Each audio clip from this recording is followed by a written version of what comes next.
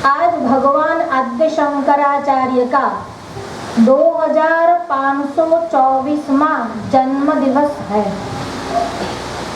तकरीबन 2500 वर्ष हुए आद्य शंकराचार्य को, और इन 2500 वर्ष में जो कार्य उन्होंने किया, ऐसा कोई कार्य कोई भी अन्य महापुरुष नहीं कर सका। केवल कार्य किया ऐसा ही नहीं, भगवान आद्य शंकराचार्य की कृति भी ले तो उन कृतियों का अभ्यास या अध्ययन करने का कार्य भी अपने मनुष्य जीवन 100 वर्ष में संभव नहीं। जो कार्य आद्य शंकराचार्य ने केवल 32 वर्ष की आयु में किया, वह कार्य हम 100 वर्ष की आयु में तो नहीं ही कर सकते, जन्म जन्मांतर में भी अगर उनकी कृपा हो तो ही कर सकते हैं। हम तो केवल उनके गुणानुवाद गाकर, उनकी कृतियों को पढ़कर, उनके बताए हुए मार्ग का अनुसरण कर भगवान को प्राप्त करने की चेष्टा, इच्छा कर सकते हैं। एक होता है साधन और दूसरा होता है साध्य। भक्ति जो है वह साधन है। मोक्ष कारण सामग्र्याम भक्तिरेव गरीयसी। एक होता है साधन और दूसरा है साध्य। भगवान जो है वह साध्य है, भक्ति जो है वह साधन है, और हम और आप जो भक्ति करते हैं वह साधक है। पर यह बात तो भक्ति के विषय में है। ज्ञान के विषय में तो कहा एक है ज्ञान, एक है ज्ञेय और एक है ज्ञाता। एक है प्रमाता, एक है प्रमाण और एक है प्रमेय। ज्ञाता यानी जानने वाला, ज्ञान आप सभी जानते हैं, और ज्ञेय जिसकी वस्तु का, जो वस्तु का ज्ञान करना है वह ज्ञेय है। तो यहाँ पर ज्ञेय क्या है? परब्रह्म परमात्मा जो है वह ज्ञेय है। एक पदार्थ से दूसरे पदार्थ की तरफ जो ज्ञान का अनुसंधान करके प्राप्त होता है, किसके आधार से? तो साधन है प्रमाण। और ये प्रमाण कितने हैं? मूलतः 3 प्रमाण है। प्रत्यक्षानुमानागम प्रमाणानि। एक तो है प्रत्यक्ष प्रमाण, जिसको हम कहते हैं डायरेक्ट परसेप्शन। आंखों से देखना, कानों से सुनना, चर्म से स्पर्श करना, नाक से सूंघना और जीभ से आस्वाद लेना, यह है प्रत्यक्ष प्रमाण। इंद्रिय सन्निकर्ष ज्ञानम प्रत्यक्षम। एक है अनुमान प्रमाण। पहले प्रत्यक्ष, जो वस्तु आंखों के सामने नहीं, जो कानों से सुन नहीं सकते, नाक से सूंघ नहीं सकते, उन वस्तुओं के लिए प्रत्यक्ष न होने पर अनुमान लगाते हैं। पर अनुमान उस विषय में लगाया जा सकता है जब परिणाम, कार्य आपके सामने है। एक होता है कारण और एक है कार्य। जब कार्य सामने होता है तब कारण का अनुमान लगता है, यह है अनुमान प्रमाण। जैसे कहीं से आप धुआं निकलते देखो और समझ लो कि अगर धुआं है तो वहां पर अग्नि होगी। परिणाम को देखकर अनुमान करना, किसके विषय में? कारण के विषय में, यह है अनुमान प्रमाण। तीसरा है आगम प्रमाण। जहां पर प्रत्यक्ष काम नहीं आता, अनुमान काम नहीं आता, वहां आगम प्रमाण से काम चलाना पड़ता है, या तो फिर यूं कहिए कि आगम प्रमाण की शरण लेनी पड़ती है। ये आगम क्या है? आगम यानी वेद, आगम यानी श्रुति, ये शब्द प्रमाण है। जहां पर प्रत्यक्ष प्रमाण काम नहीं आता, जैसे मृत्यु उपरांत क्या गति है, जीव कहां पर जाता है और जीव के साथ मृत्यु के बाद क्या क्या होता है, यह सब जो है वह न तो प्रत्यक्ष प्रमाण का विषय है, ना ही अनुमान प्रमाण का विषय है। जहां अपनी बुद्धि की सीमा खत्म हो जाती है, वहां पर जिसका आधार लेना है, जिसकी शरण लेनी है, वह है आगम प्रमाण। तो प्रमाणों से जिसका प्रमेय है। यानी जीव जो है वह प्रमाता है, आगम जो है वह प्रमाण है और ब्रह्म जो है वह प्रमेय है। अब हम यह भी नहीं कह सकते कि जीव प्रमाता और ब्रह्म प्रमेय है, क्योंकि तब कहेंगे तो सिद्धांत थोड़ा सा गलत हो जाएगा। क्योंकि हम कहते हैं कि जीवो ब्रह्म नापरः, जीवो ब्रह्मैव नापरः। जब जीव और ब्रह्म एक ही है तो प्रमाता और प्रमेय में कोई भेद नहीं है। थोड़ा कठिन हो रहा है तो मैं थोड़ा सरल कर देती हूँ। जैसे हम किसी विषय में पढ़ते हैं, मानो कि केमिस्ट्री पढ़ना है, तो हम जो है वह केमिस्ट्री पढ़ने वाले विद्यार्थी हैं। केमिस्ट्री का जो ज्ञान है जिसको हमको साध्य करना है वह प्रमेय है। और किसके आधार ये कार्य करते हैं, प्रमाण कौन सा है, तो वो जो पुस्तक है वह प्रमाण है। वैज्ञानिक अनुसंधान जो है, वैज्ञानिक रिसर्च जो है वह प्रमाण है। तो इन तीनों में भिन्नता है, पर जब प्रमाता और प्रमेय एक हो जाता है तभी ज्ञान का साफल्य है। वस्तुतः ज्ञान वही है जब प्रमाता और प्रमेय में भेद नहीं रहता। जब जीव और ब्रह्म में भेद नहीं रहता तो ही वह सत्य ज्ञान है। बाकी जो भी ज्ञान आप जो भी पढ़ते हो, जितनी डिग्रियां लेते हो, वह केवल इंफॉर्मेशन, माहिती है। वेदों से भी जो प्राप्त होता है वह अपराविद्या है, पराविद्या नहीं है। जो वेदों के सबसे ऊपर के जो भाग है, यानी जिसको हम वेदांत या उपनिषद कहते हैं, उससे जो प्राप्य ज्ञान है वही पराविद्या है। अपराविद्या जिससे आप सांसारिक लौकिक सुख का उपभोग कर सकते हो, और एक है पराविद्या जो आपको इस संसार से भी, उस लोक से भी, आपके आवागमन के चक्र से भी आपको दूर कर जाए, वह है पराविद्या। वह उपनिषद में है, वह ब्रह्म सूत्र में है, वह भगवत गीता में है। अब जब तक आचार्य श्री की शरण में नहीं जाएंगे तब तक भगवत गीता समझ में नहीं आएंगी। उपनिषद तो फिर भी कैसे समझ में आएगा, उसमें भी संदेह है। शरण में जाने के बाद कृपा हो जाए तो संभव है, और ब्रह्म सूत्र शायद अगले जन्म में समझ में आ जाए। इस जन्म में तो अभी किसी की संभावना दिख नहीं रही। हाँ, फिर अचानक से कृपा हो जाए जैसे गिरी पर हो गई थी तो अलग बात है। तो यहाँ पर इतने ही प्रस्थान त्रयी है, इसीलिए हम जैसों के लिए, हम सभी के लिए आचार्य श्री ने कृपा की। क्या कृपा की? स्तोत्र की रचना की। और कैसे स्तोत्र की रचना की? जो भक्ति प्रधान स्तोत्र है वैसे स्तोत्र की रचना की। और वही एक स्तोत्र है भज गोविंदम। दिनमपि रजनी सायं प्रातः शिशिर वसन्तौ पुनरायात काल क्रीडति गच्छत्यायु तदपि न मुञ्चत्याशावायु। भज गोविंदम भज गोविंदम भज गोविंदम मूढ़मते। तो ओ मूढ़, गोविंद को भज, गोविंद को भज। अगर तुम आत्मज्ञानी नहीं, तुम ब्रह्मज्ञानी नहीं, तुम विचारक नहीं, तुम पंडित नहीं, और कुछ मत कर, केवल भज गोविंदम भज गोविंदम भज गोविंदम। गोविंद को भज, गोविंद को भज, गोविंद को भज। पर हमें तो भक्ति भी नहीं आती, हमारा तो भगवान में भी चित्त नहीं लगता, हमारा तो पूजन पाठ उपासना में भी चित्त नहीं लगता, तो भी कोई बात नहीं। सिर्फ केवल जप कर, स्मरण कर, और वो भी किसका? गोविंद का भजन कर, राम का स्मरण कर। कल किसी का मैसेज आया, मैं रुद्र सूक्त कर सकता हूँ, मैं ब्राह्मण हूँ। हाँ भाई, आप कर सकते हो, ब्राह्मण रुद्र सूक्त कर सकते हैं, पर मुझे पढ़ना नहीं आता देखकर। तो पूछते क्यों? पढ़ना नहीं आता तो पूछा क्यों कर सकता? ठीक है, तो मैंने कहा कोई और कर लो। तो कहा मैं सुन सकता हूँ। जो आपके कान है तो क्या है ना, तो सुन सकते हो। सुनने में क्या है? बोल नहीं सकते, तुम्हारी इतनी औकात नहीं, सामर्थ्य नहीं, पर सुन तो सकते हो। तो कहा और कुछ नहीं कर सकते, कोई बात नहीं, केवल भज गोविंदम भज गोविंदम भज गोविंदम मूढ़मते। हमने 15 श्लोकों का पहले विचार किया, अभी 16वां श्लोक है।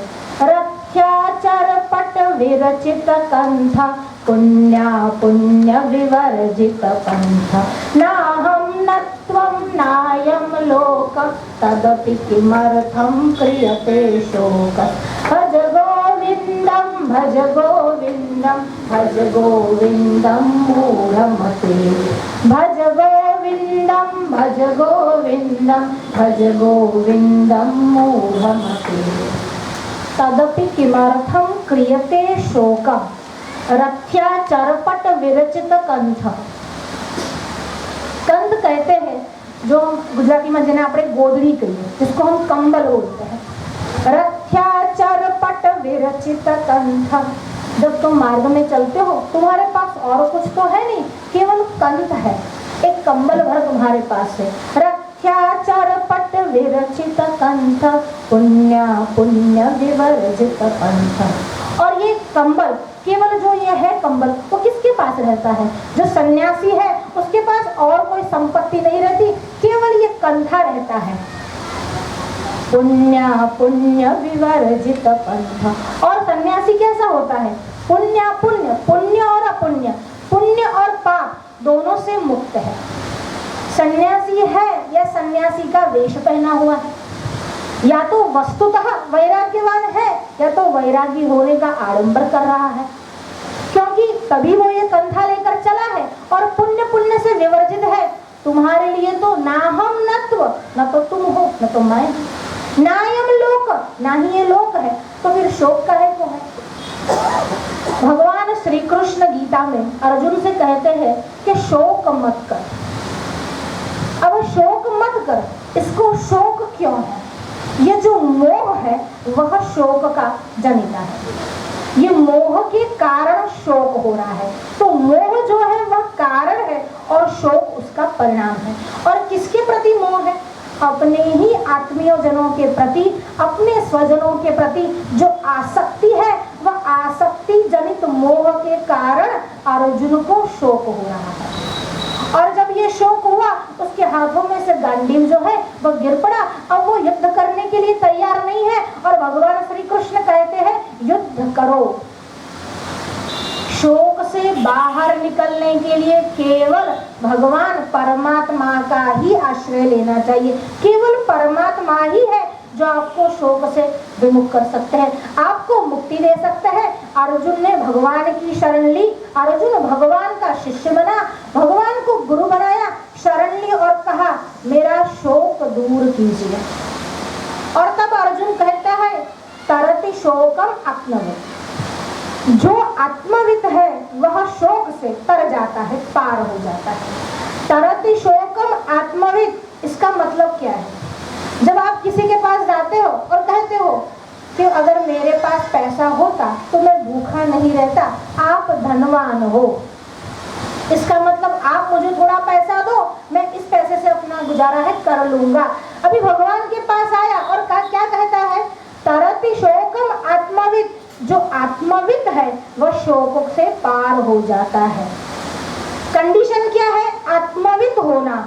आत्मवित्, आत्मा यानी परब्रह्म परमात्मा, आत्मा यानी जीवात्मा और परमात्मा दोनों, पर जो उपाधि से रहित है वह आत्मा है। जिसको शरीर की उपाधि है वह जीव है, जिसको माया की उपाधि है वह ईश्वर है, पर जो उपाधि से रहित है वह परब्रह्म परमात्मा है।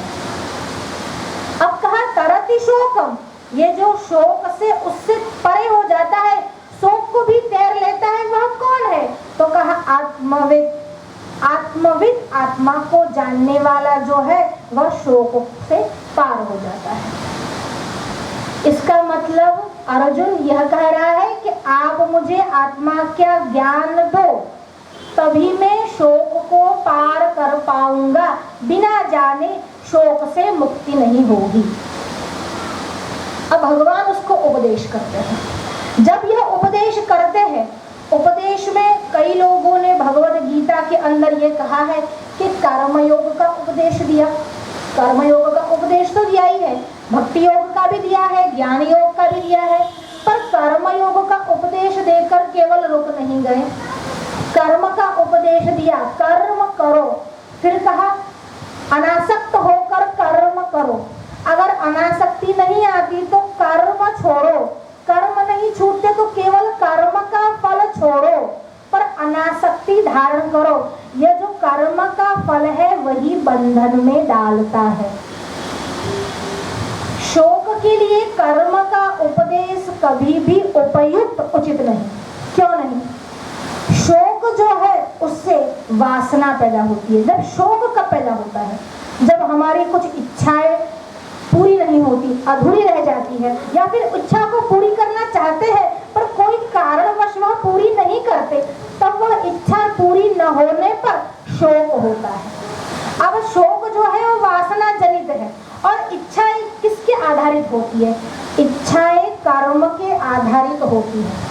एक मकान बनाना है, ये हमारी इच्छा है। अब उस मकान बनाने के लिए पैसा कमाना पड़ेगा, किसी को बुलाना पड़ेगा, इंजीनियर कॉन्ट्रैक्टर को रोकना पड़ेगा, तो यह तो है कर्म। इच्छाओं से कर्म बनता है। कर्म पूरा न होने पर, इच्छाएं पूरी न होने पर शोक उत्पन्न होता है। अब जब शोक उत्पन्न हुआ है वह तो कर्म जन्य है। जिससे जो उत्पन्न हुआ है उसके साथ जो है कार्य कारण संबंध है। पुनः उस शोक से कर्म करने की इच्छा, अगर अच्छा कर्म किया, सत्कर्म किया, तो पहले क्यों नहीं किया इसका शोक? अगर बुरा कर्म किया तो क्यों किया इसका शोक? पर ये कर्म भी शोक से आधारित होता है। इसीलिए कर्म के कारण शोक उत्पन्न होने से कर्म जो है वह शोक का नाश करने में सामर्थ्यशाली नहीं, समर्थ नहीं। तो कर्म का नाश किससे होता है? केवल ज्ञान से ही कर्म का नाश हो सकता है, क्योंकि ज्ञान और कर्म दोनों विरोधी है। अगर किसी एक को मरवाना है तो उसको विरोधी को खड़ा कर दो, वो उसको जाकर मार के आएगा। नाश करने में विरोधाभास होना आवश्यक है। समभाव वाला नाश नहीं कर सकता, विरोधाभास से ही नाश हो सकता है। चाहे वो विरोधाभास मन में हो, कर्म में हो, वाणी में हो, पर विरोधाभास होना चाहिए। अगर नाश करना है, विरोधाभास चाहिए, तो ज्ञान चाहिए। और ज्ञान किससे प्राप्त होगा? सद्विद्वान् उपसर्प्यतं प्रतिदिनं तत्पादुकं सेव्यताम्। अब यहाँ पर कह रहे हैं तू शोक मत कर, अथवा शोक तू क्यों कर रहा है? शोक कब होता है? हमने कहा कि इच्छाएं पूरी नहीं होती तब शोक होता है। ये कर्म से जब जीव बंध जाता है तब शोक होता है। जब कर्म को छोड़ना नहीं चाहता तब शोक होता है। जब ज्ञान हो जाता है तब शोक से मुक्ति हो जाती है। तू जो है वह देह नहीं है, तू जो है वह इंद्रिया नहीं है, तू जो है वह नित्य शुद्ध बुद्ध मुक्त आत्मा है। अगर ये समझ में आ जाए तो फिर शोक नहीं होता, पर ये समझ में आता नहीं है। हमारे और आपके क्या, बड़े बड़े महापुरुषों के समझ में भी कभी कभी नहीं आता। सन्यासी भी कभी कभी उसके पांव भी डगमगाने लगते हैं। तो यहाँ पर वही कहा, रथ्याचर पट विरचित कंठ पुण्या पुण्य विवर्जित पंथ नाहम नत्वम नायम लोकस् तदपि किमर्थं क्रियते शोक भज गोविंदम भज गोविंदम भज गोविंदम मूढ़मते। अब ये महापुरुष जो सत्पुरुष है, उनके जीवन में ऐसी कौन सी घटनाएं बनती है जब वह शोक से अप्लवित हो जाते हैं, पर फिर भी धीरज है, धरते हैं। यहाँ पर कहा तू धीरज धर, तू शोक मत कर, इस शोक से तो तू पार हो जाएगा, पर तू ज्ञानी बन। ये प्रज्ञा जो है वही एक मार्ग है जो शोक से तुम्हें ऊपर उठा सकती है। इक्ष्वाकु वंश में एक राजा हुए, उनका नाम था हरिश्चंद्र। आपने सभी ने नाम सुना ही होगा, मूवी भी शायद देखी होगी। सत्यवादी हरिश्चंद्र, हम जानते हैं, बोलते भी है सत्यवादी। अगर कोई ज्यादा सच बोलता होगा, देखा बहुत बड़ा है, मानो कि सत्यवादी हरिश्चंद्र, हाँ हरिश्चंद्र की औलाद है, बहुत सच बोलता है। तो कहा ये हरिश्चंद्र कौन थे? त्रिशंकु करके एक राजा हुए जो सदैव स्वर्ग में जाना चाहते थे, और वशिष्ठ जो उनके कुलगुरु थे उन्होंने मना किया कि सदैव कोई स्वर्ग में नहीं जा सकता, इसीलिए मैं तुमको यह यज्ञ नहीं कराऊंगा। जब वशिष्ठ ने, उनके कुलगुरु ने मना किया, तब वह विश्वामित्र के पास गया। त्रिशंकु जानता था कि वशिष्ठ और विश्वामित्र में पहले थोड़ी शत्रुता थी, इसलिए जब विश्वामित्र के पास गए तब महर्षि विश्वामित्र से कहा कि भगवान, मैं सदैव स्वर्ग में जाता हूँ और आप ऐसा कोई यज्ञ कीजिए, आप ऐसा कोई प्रयोजन कीजिए कि मैं सदैव स्वर्ग में जाऊं। गुरु के पास, महापुरुषों के पास जाने की इच्छा तब होती है ज्यादातर लोगों को जब उनकी अपनी कोई रुचि, उनका कोई लाभ हो। मुझे क्या मिलेगा, मेरा फायदा क्या है, अगर मैं वहां जाऊंगा तो मुझे स्वर्ग मिलेगा, अगर मैं वहां जाऊंगा तो मुझे समृद्धि मिलेगी, मैं वहां जाऊंगा तो मुझे पत्नी मिलेगी, मेरे बच्चे होंगे, मेरे माता पिता खुश रहेंगे। कहीं न कहीं कोई कारण है, कोई इच्छा है। कितने ऐसे लोग हैं जो महापुरुष के पास आना चाहते हैं क्योंकि वो कुछ प्राप्त करना चाहते हैं। कौन आकर गुरुजी से आकर ये पूछता है कि मैं ईश्वर का साक्षात्कार कैसे कर पाऊंगा, हमें यह राह दिखाइए।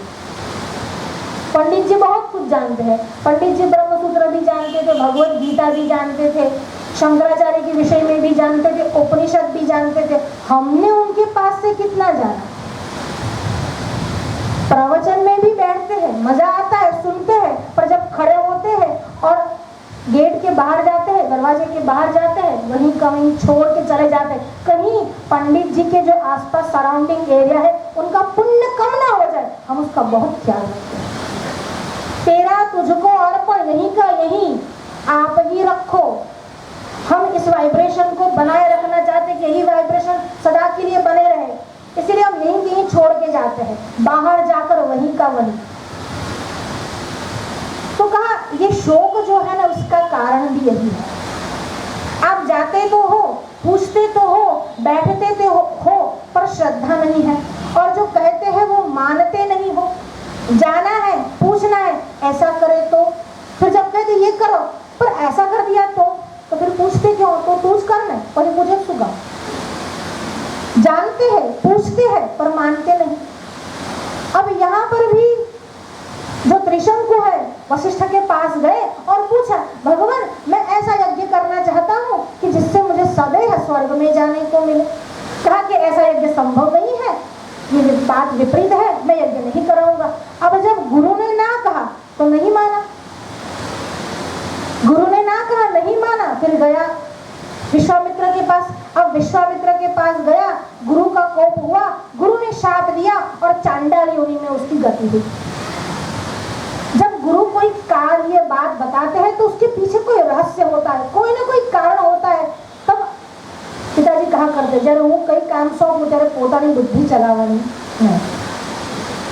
जब वशिष्ठ ने मना किया फिर भी नहीं माने और विश्वामित्र के पास गए और विश्वामित्र को कहा, अब कई लोगों की ऐसी आदत होती है, पहले एक के पास जाते हैं, फिर दूसरे के पास जाते हैं, कंफर्म करते हैं इसकी बात क्या है, इसका मत कौन सा है, इसका मत कैसा है, मुझे लक्ष्मी याग कराना है, कौन कौन सी साधन सामग्री चाहिए, ये लाना। फिर दूसरे पंडित के पास जाएंगे, मुझे लक्ष्मी याग करना है, कौन से साधन चाहिए। फिर दोनों को मिलाएंगे, देखेंगे किस लिस्ट में कम साधन सामग्री मंगाई है, अपने ये महात्मा अच्छे कम सामग्री में काम चला लेते हैं।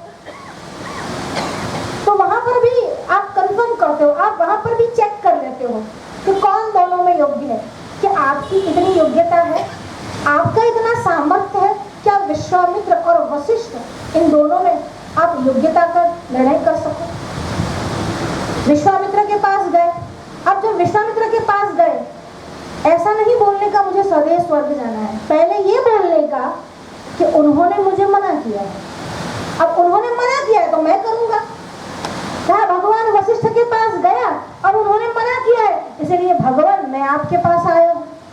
अच्छा उन्होंने मना किया है, हम अवश्य कराएंगे। अब कार्य कहेंगे, कार्य यह है कि सदैव स्वर्ग में जाना है।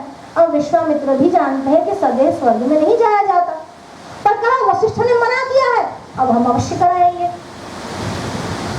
देखिए समर्थ को नहीं दोष गोसाई, अगर कोई सामर्थ्यशाली कोई बात कहता है तो अलग बात है, पर आप उसके जैसा दिखावा मत कीजिए। यहाँ पर विश्वामित्र के त्रिशंकु को यज्ञ करवाया, फिर वहां ऊपर भेजा। कथा तो बहुत बड़ी है, पूरी कथा हम नहीं बताने वाले, आज हमको हरिश्चंद्र के विषय में आपको बताना है। तो उसी त्रिशंकु के जो पुत्र थे उनका नाम हरिश्चंद्र था।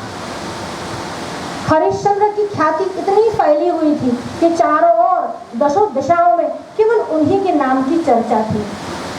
राजा कैसा होना चाहिए ये सीखना है तो इक्ष्वाकु वंश के राजाओं से सीखना चाहिए। वहां पर हरिश्चंद्र हुए, भगवान श्री राम हुए, दशरथ हुए, रघुवंश से जिसका नाम पड़ा ऐसे महाराज रघु हुए, महाराज दिलीप हुए। यहाँ पर हरिश्चंद्र जो थे वो बड़ा ही सुघड़ राजा था और अपनी प्रजा का बड़ा ही मनोरंजन किया करता था। मनोरंजन करना यानी खेल दिखाना नहीं, मनोरंजन करना यानी प्रजा जो समझे, सही समझे उसी बात को करना नहीं, जिसमें प्रजा का हित हो वह करना। यहाँ पर हरिश्चंद्र अपने राज्यकाज में लगे हुए थे।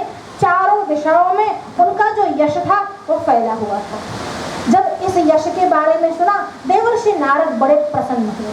देवर्षि नारद नारायण का स्मरण करते करते इंद्रलोक में पहुंचे। वहां पर इंद्र की सभा थी, नाच गाना चल रहा था। देवर्षि नारद को जैसे ही आते हुए देखा, इंद्र ने कहा नाच गाना बंद करो, देवर्षि नारद आए हैं। जब कोई ऋषि महात्मा साधु पुरुष आपके घर में आते हैं, महल में प्रवेश करते हैं, आपके आंगन में आते हैं, तब आपको उसका सम्मान करना चाहिए, सत्कार करना चाहिए और उनको स्वागत करके बिठाना चाहिए, पाद्य अर्घ्य देना चाहिए। यहाँ पर भी देवर्षि नारद का यथोचित सत्कार हुआ। अब इंद्र ने उनसे समाचार पूछे, क्या आप कहाँ से आ रहे हो देवर्षि? कहा मृत्युलोक से आ रहा हूँ। मृत्युलोक में कोई समाचार है? देवर्षि ने कहा मृत्युलोक के समाचार तो है, हरिश्चंद्र के समाचार तो आपने भी सुने होंगे। तो कहा हरिश्चंद्र? हाँ सुना है कि बहुत यश है। महाराज यश क्या है, ये 10 दिशाएं भी कम है, क्योंकि दिशाओं की भी सीमा है, पृथ्वी की भी सीमा है, पर ये जो हरिश्चंद्र का यश है वो तो असीम है। जब इंद्र ने यह सुना, इंद्र से रहा नहीं गया। वहां पर सभा में विश्वामित्र बैठे हुए थे। इंद्र ने भगवान विश्वामित्र की ओर दृष्टि की और विश्वामित्र समझ गए। यहाँ पर विश्वामित्र ने मन में एक निर्णय किया कि मुझे यहाँ से जाना है और हरिश्चंद्र की परीक्षा लेनी है। निर्णय किया और फिर उन्होंने एक माया रची। जैसे ही विश्वामित्र स्वर्गलोक से पृथ्वीलोक मर्त्यलोक में आए, उसी समय की बात है, हरिश्चंद्र अपने सिपाहियों को लेकर मृगया के लिए शिकार देने निकले। वहां पर माया के एक मृग की रचना की। यह माया मृग दौड़ रहा था, पीछे हरिश्चंद्र भी अनायास ही दौड़ रहे थे। देखिए मृगया जो है वह राजाओं का दूषण है, इसीलिए अच्छे राजाओं को मृगया से भी दूर रहना चाहिए। पर यहाँ पर विश्वामित्र जी ने जो माया रची थी, उस माया के प्रभाव में हरिश्चंद्र को ध्यान न रहा और उनका घोड़ा भी उस मृग के पीछे भागने लगा। इतना भागा कि भागते भागते उनके जो पूरे सिपाही और सैन्य थे वह तो पीछे छूट गए और वहां पर हरिश्चंद्र जो थे किसी अनजान वन में आ गए। अब प्रवेश तो कर दिया, ठिकाना था नहीं, वन कौन सा था। आगे जा रहे थे, घोड़ा चल ही जा रहा था और अचानक से वो मृग जो था वह अदृश्य हो गया। वो मृग को माया का था, इसीलिए अचानक से अदृश्य हो गया। हरिश्चंद्र वहां पर गया, आसपास कुछ दिखा नहीं। अब संध्या का समय हो गया था, कुछ आसपास दिखता नहीं था, ना कोई लोग वहां पर थे। थोड़ा सा भय हुआ। भय ऐसा हुआ कि प्यास लगी थी और भूख भी लगी थी। एक बार भूख से तो अपना चल जाता, पर प्यास से जो है वह रहा नहीं जाता। घोड़े से नीचे उतरे, घोड़े को भी बांधा और वहां पर बैठे। और सामने ही एक और माया की रचना थी। वहां पर एक सुंदर सा सरोवर बना हुआ था। उस सरोवर के किनारे 1-2 छोटी छोटी झोपड़ियां थी। अब ये माया की रचना थी।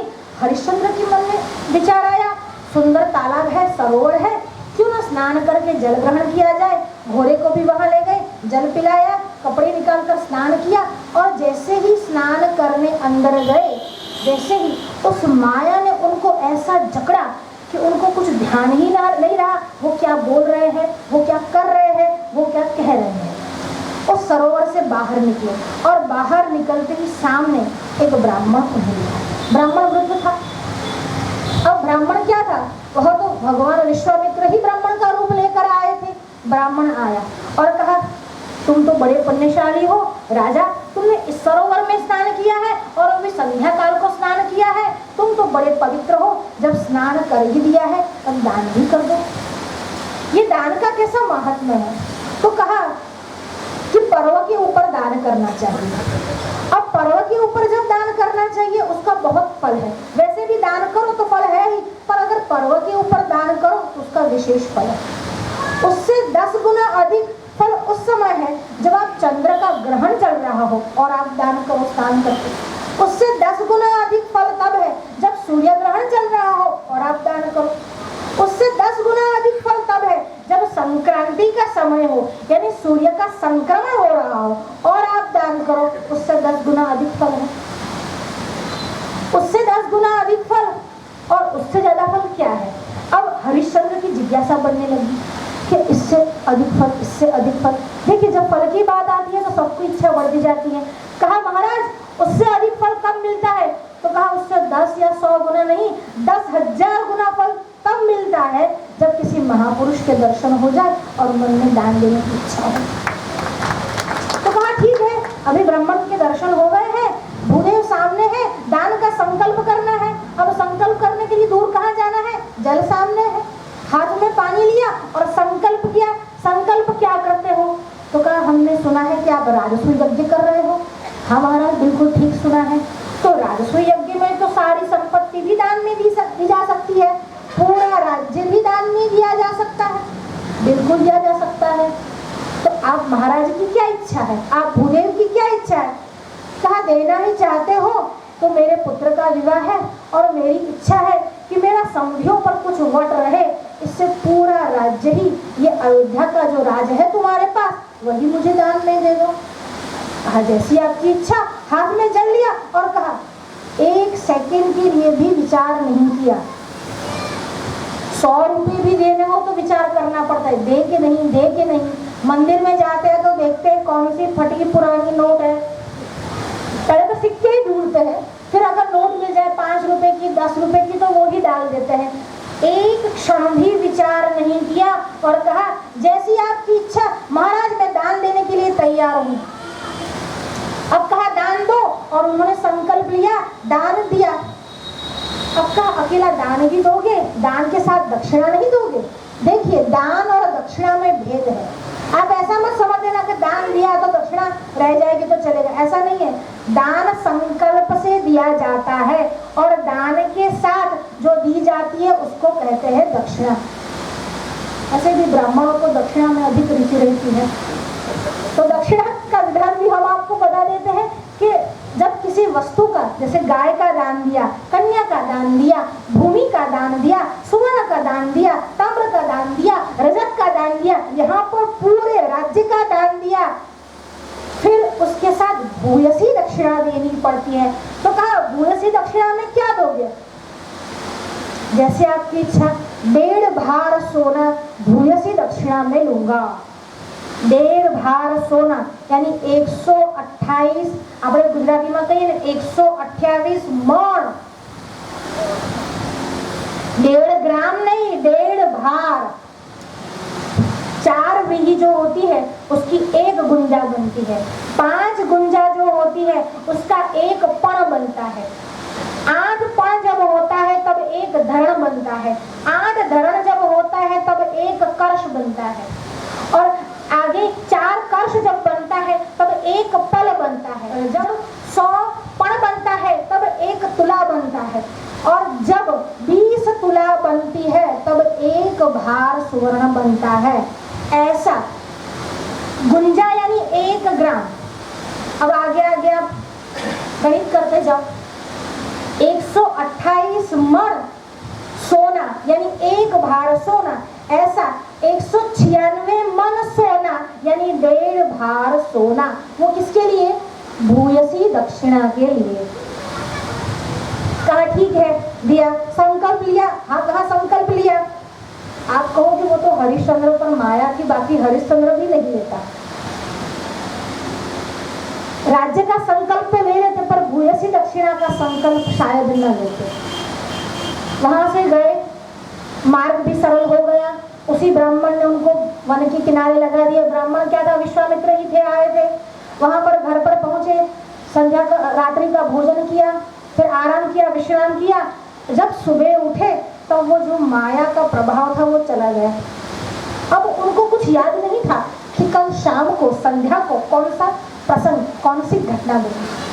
अब वो उनको याद नहीं था कि ये घटना मेरे साथ हुई है। उनको सिर्फ केवल इतना स्मरण था कि स्वप्न में किसी को दान देने का संकल्प किया है, पर स्वप्न में भी संकल्प किया तो पूर्ति करनी है। इसी का नाम हरिश्चंद्र है। अब मंत्रियों को बुलाया और कहा, ये जो सारे राजकाज के हिसाब है लाओ मेरे पास, सारे जो चौपड़े है लाओ मेरे पास, और सभी का बराबर गणित कर लो, हिसाब पूरा कर लो। अभी एक ब्राह्मण आएगा और उस ब्राह्मण को मुझे पूरा राज्य जो है वह सौंपना है।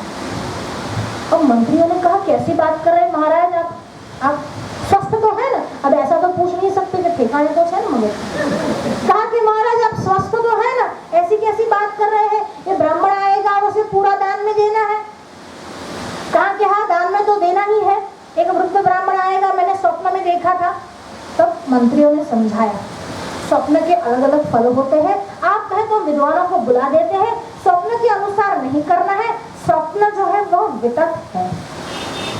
देखिए, स्वप्न जो है वह वितत है, तो शंकराचार्य ये कहते हैं कि जागृत भी वितत है। उनके लिए तो सुषुप्ति भी वितत है। केवल सत्य तो वही है जिसको हम पारमार्थिक सत्य, तुरीय अवस्था कहते हैं। कहा कि स्वप्न से जागृत का बाद होता है और जागृत से स्वप्न का बाद होता है, और सत्य वही है जो बाधित नहीं होता। बाद होना यानी क्या होना?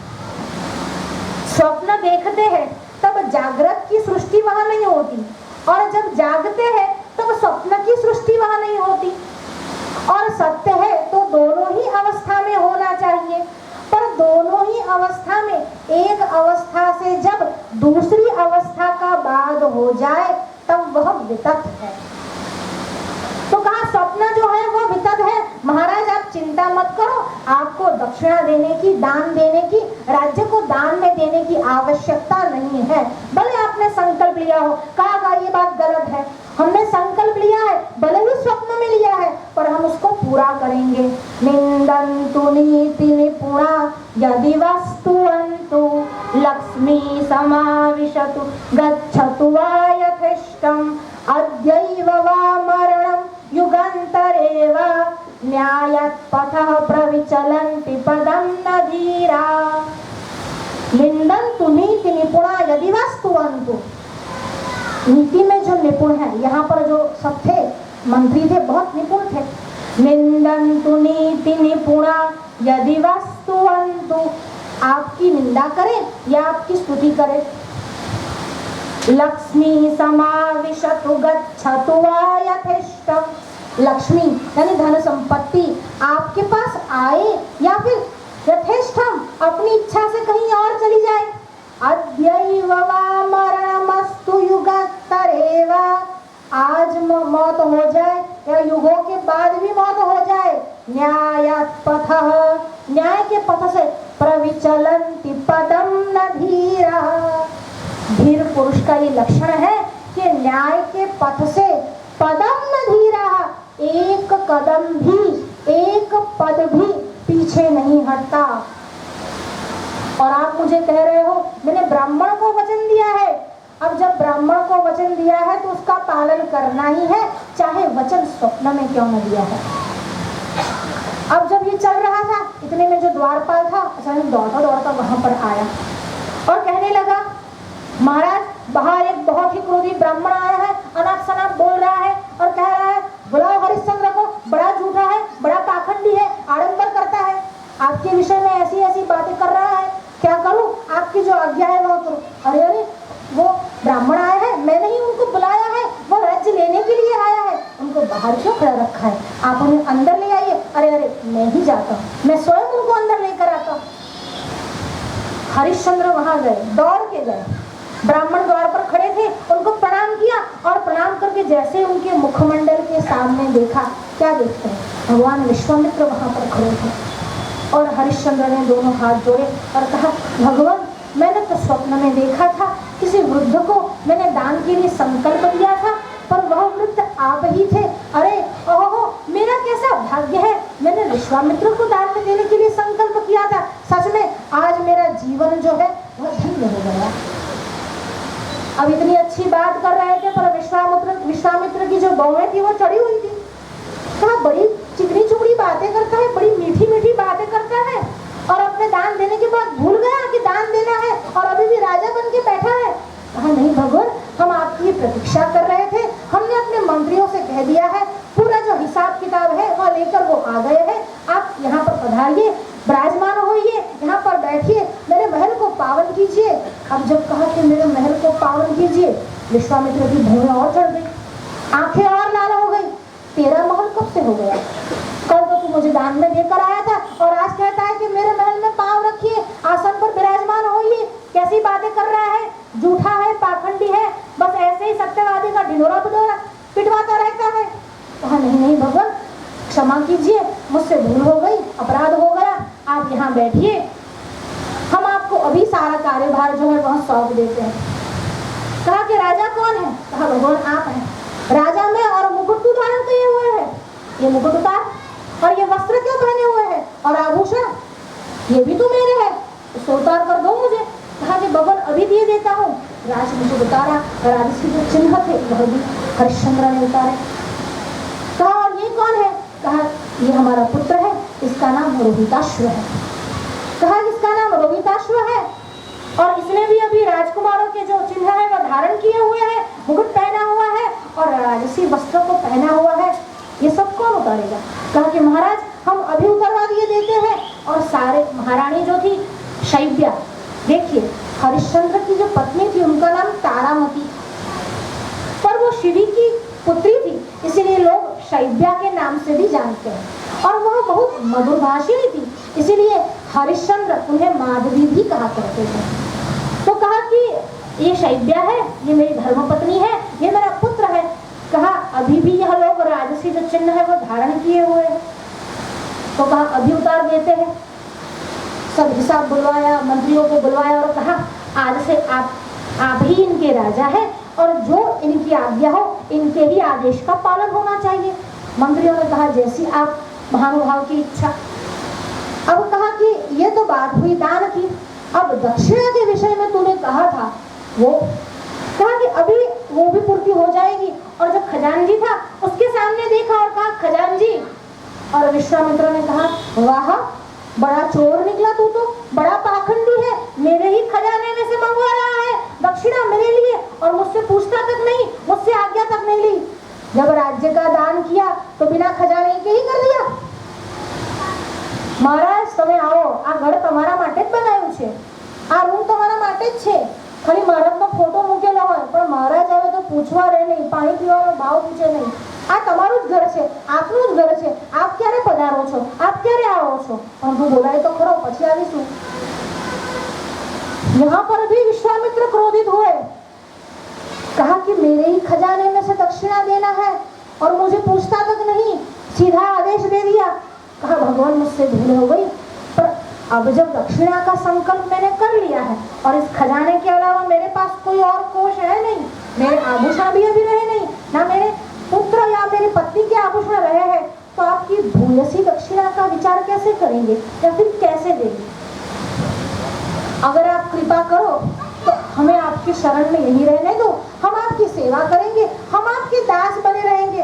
कहा, अब तेरे खाने पीने का प्रबंध भी मुझे करना है, एक तो मेरी दक्षिणा नहीं दी, ऊपर से तुम्हारे भोजन का, तुम्हारे रहने का प्रबंध भी मुझे करना है। बड़े दास बनते फिरते हो, मुझे दास चाहिए ही नहीं, और हम तपस्वियों को दास की आवश्यकता ही क्या है? हम तो खुद ही अपना काम किए करते हैं, हमको किसी दास की आवश्यकता नहीं, मुझे केवल मेरी दक्षिणा से साहूकार है।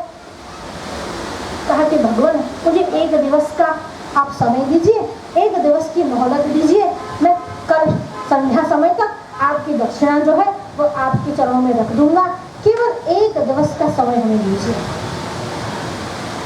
कहा, ठीक है, एक दिवस का समय तो देते हैं, पर अपनी बात से फिर मुकर नहीं जाना। कहा, नहीं मुकरेंगे, कल हम आपको दक्षिणा दे देंगे।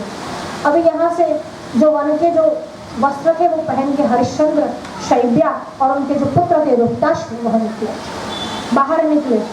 सम्राट थे, अब सम्राट के ना तो चिन्ह थे ना ही सम्राट के अधिकार थे, पर फिर भी प्रजा के मन में उनके लिए वैसा ही मान था, वैसा ही सम्मान था जैसे उनके राजा होने पर, उनके सम्राट होने पर था। अब जब घर से बाहर निकले, द्वार से बाहर निकले, और देखिए ये हरिश्चंद्र चिल्लाते हुए पुकार करते करते जाते हैं। और क्या पुकार करते हैं?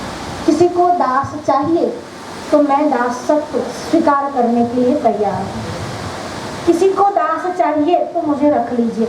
ऐसे पुकार करते करते हरिश्चंद्र अपने महल से बाहर निकले। जब प्रजा ने देखा बहुत दुख हुआ। अब प्रजा का इतना हृदय भी नहीं था कि अपने सम्राट को ही दास रख लेते। उनकी बिल्कुल भी ऐसी इच्छा नहीं थी कि अपने राजा को अपने घर दास लेते, ना ही उनके पास इतना धन था कि अपने सम्राट को छुड़ा ही लेते। और केवल धन देकर तो काम चलता नहीं, क्योंकि हरिश्चंद्र उस धन का स्वीकार करते नहीं। हरिश्चंद्र धन तो तब लेते जब उनकी बिक्री होती और धन उनके लिए उनके मूल्य में धन दिया जाता। धन का स्वीकार करना नहीं था। वहां से चल रहे थे, प्रजा के मन में बहुत दुख हुआ पर कुछ बोल नहीं पाए। चाहते तो थे अपने राजा को रोक ले, अपने घर में ही रख ले, पर प्रजा ये कर न सकी। अयोध्या में पूरे दिवस भर ऐसे ही घूमते रहे, पर किसी ने भी उन्होंने दास नहीं बनाया, ना तो उनको कुछ धन वगैरह भी दिया। देखिए दूसरा एक कारण यह भी था कि विश्वामित्र की माया ने ऐसा प्रभाव किया था, ऐसा असर दिखाया था कि वह प्रजा भी उनको रखना नहीं चाहती, या फिर वह बोल न सकी। मन में चाहे दुखी हो रही थी पर वह बोल न सकी। पूरा दिवस ऐसे ही निकल गया, रात्रि भी जैसे तैसे कटी। दूसरा दिन आया, दूसरे दिन सुबह से घूमते रहे, पर कहीं भी उनको कोई धन की व्यवस्था नहीं हुई। संध्या का समय हुआ, और संध्या का समय हुआ, अभी सूर्य अस्ताचल की ओर जा ही रहा था कि अचानक सामने क्या देखते हैं, भगवान विश्वामित्र खड़े हैं। अब उस समय भगवान विश्वामित्र उनको साक्षात यमराज जैसे लग रहे थे कि अभी आए हैं, दान देने का संकल्प कर दिया है, दक्षिणा देने का संकल्प हो चुका है, अभी पैसे है नहीं, मांगने आएंगे, अब देंगे क्या। चिंता यह नहीं थी कि वो क्रोधित होकर शाप दे देंगे, चिंता यह थी अब मैंने बोला था, मैंने वचन दिया था और वचन से मुझे मुकरना पड़ेगा, इस बात की मन में चिंता है। अब विश्वामित्र को देखा, विश्वामित्र सामने और कहा, लगता है अब तक तो तुमने बहुत धन जमा कर लिया होगा, मेरी दक्षिणा देने के बाद भी तुम्हारे पास धन बच जाएगा और तुम्हारा निर्वाह हो जाएगा, इतना धन तो तुमने जमा कर ही लिया होगा। कहा, नहीं स्वामी, नहीं भगवान, हमें क्षमा करें, हमने कहा था पर हमसे कुछ भी जमा नहीं हो पाया। हमें 1 ग्राम सोना भी, हम 1 गुंजा सोना भी आपके लिए नहीं जमा कर पाए। 1.5 भार की सुवर्ण की बात तो बहुत दूर की है, एक काम और आप कर दें, हम पर कृपा करें, हम आपके दास हैं, हमें 1 महीने का, 1 मास की और अवधि दे दीजिए। हम इस 1 मास में आपकी जो भी दक्षिणा है वह हम आपको चुका देंगे और आपसे पूर्ण हो जाएंगे, केवल हमारी एक ही प्रार्थना है। तो कहा, बातें बड़ी बड़ी करते हो और फिर 1 महीने के बाद नहीं दिया तो कहा, नहीं कैसे देंगे, अगर 1 महीने के बाद नहीं दिया तब तो हम आपको स्वयं मुंह दिखाने के लायक नहीं रहेंगे। कहा, राजन ये सारी बातें छोड़, मैं तेरा राज्य वापस दे दूंगा, मुझे भूयसी दक्षिणा भी नहीं चाहिए, केवल एक बार तू इतना बोल दे कि मैं अपने सत्य के पथ से हट गया, मेरा सत्यवादी पना छूट गया, केवल एक बार इतना बोल दे, मुझे ये किसी दक्षिणा की आवश्यकता नहीं है, मैं राज्य भी तुझे वापस दे दूंगा।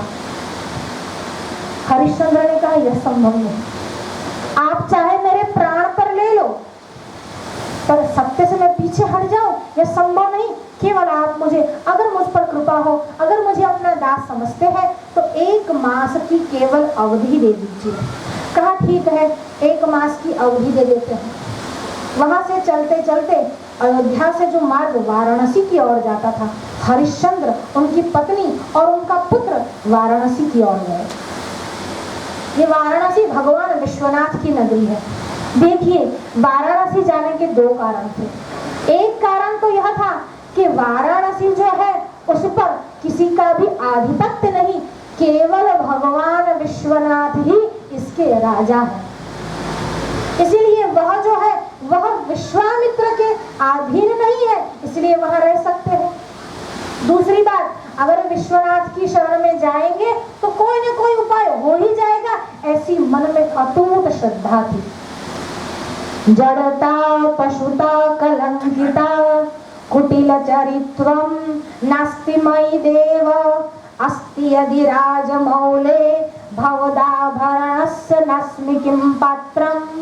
जड़ता, अगर जड़ता है तो, जड़ता पशुता, अगर मुझ में पशुता जानवरपना है तो, जड़ता पशुता कलंकिता, अगर कोई कलंक है तो, कुटिलचरत्वम, मेरा जो कार्य है, मेरी जो गति है, मेरे जो कर्म है वह कुटिल है, वक्र है। जड़ता पशुता कलंकिता कुटिलचरत्वम नास्ति मयि देव, ऐसे मुझ में कोई लक्षण नहीं है। अस्ति यदि राजमौले, अगर जो मुझ में जड़ता है, पशुता है, मुझ में कलंक है, मैं कुटिल आचरण वाला हूँ, तो भी भवदाभरणस्य नस्मि किं पात्रम, तो भी आप मुझे आभूषण बनाए क्यों? आपने जो सर पर गंगा जी का प्रवाह रखा हुआ है, फैनील धारा जो गंगा जी की बहती है, वो तो आखिर जल है, जड़ है कि नहीं? जड़ता पशुता, आपके हाथ में एक मृग मुद्रा है। अब आपने मृग को तो हाथ में धारण किया हुआ है और पशु को तो आपने अपने हाथ में रखा है। अगर मुझ में पशुता है तो भी मैं आपके स्वीकार करने योग्य हूँ। जड़ता पशुता कलंकिता, कलंकित ऐसे चंद्रमा को तो अपने मूर्धनी पर धारण किया हुआ है चंद्रशेखर तुमने। तो अगर मुझ में कोई कलंक है तो भी कुटिलचरत्वम, अगर तुम वक्र गति वाले को अपने पास नहीं रखते तो गले में तो सर्प को रखा है, वो भी तो टेढ़ा ही चलता है। पंडित जी कहता कि जेनी कुंडली कोઈને ત્યાં ના મળે ને એની મારી સાથે મળે। जड़ता पशुता कलंकिता कुटिलचरत्वम नास्ति यदि देव, ये सारी बातें मुझ में नहीं है। अगर है तो इन वस्तुओं को, इन गुणधर्म वाले लोगों को तुमने मूर्धनी पर, शिखा पर, सर पर, हाथ में बिठाए रखा है, तो मुझे स्वीकार क्यों नहीं करते? हरिश्चंद्र के मन में भी यह हुआ और उसने वाराणसी में प्रवेश किया, विश्वनाथ के धाम में प्रवेश हुआ। सामने गंगा का तट था, भागीरथी गंगा को देखा, वैसे ही मन में एक शांति हुई। उन्होंने अपने कंधे पर एक कंबल डाला हुआ था। रथ्याचर पट विरचित कंथा पुण्य पुण्य विवर्जित कंथा, कंधे पर एक कंबल डाला हुआ था, जिसको बिछा भी लेते, उस पर सो भी जाते, उसी को जरूरत पड़ती तो ओढ़ भी लेते थे। अब यहाँ पर गंगा के सामने पहुंचे और उनके मन में कोई शोक नहीं है।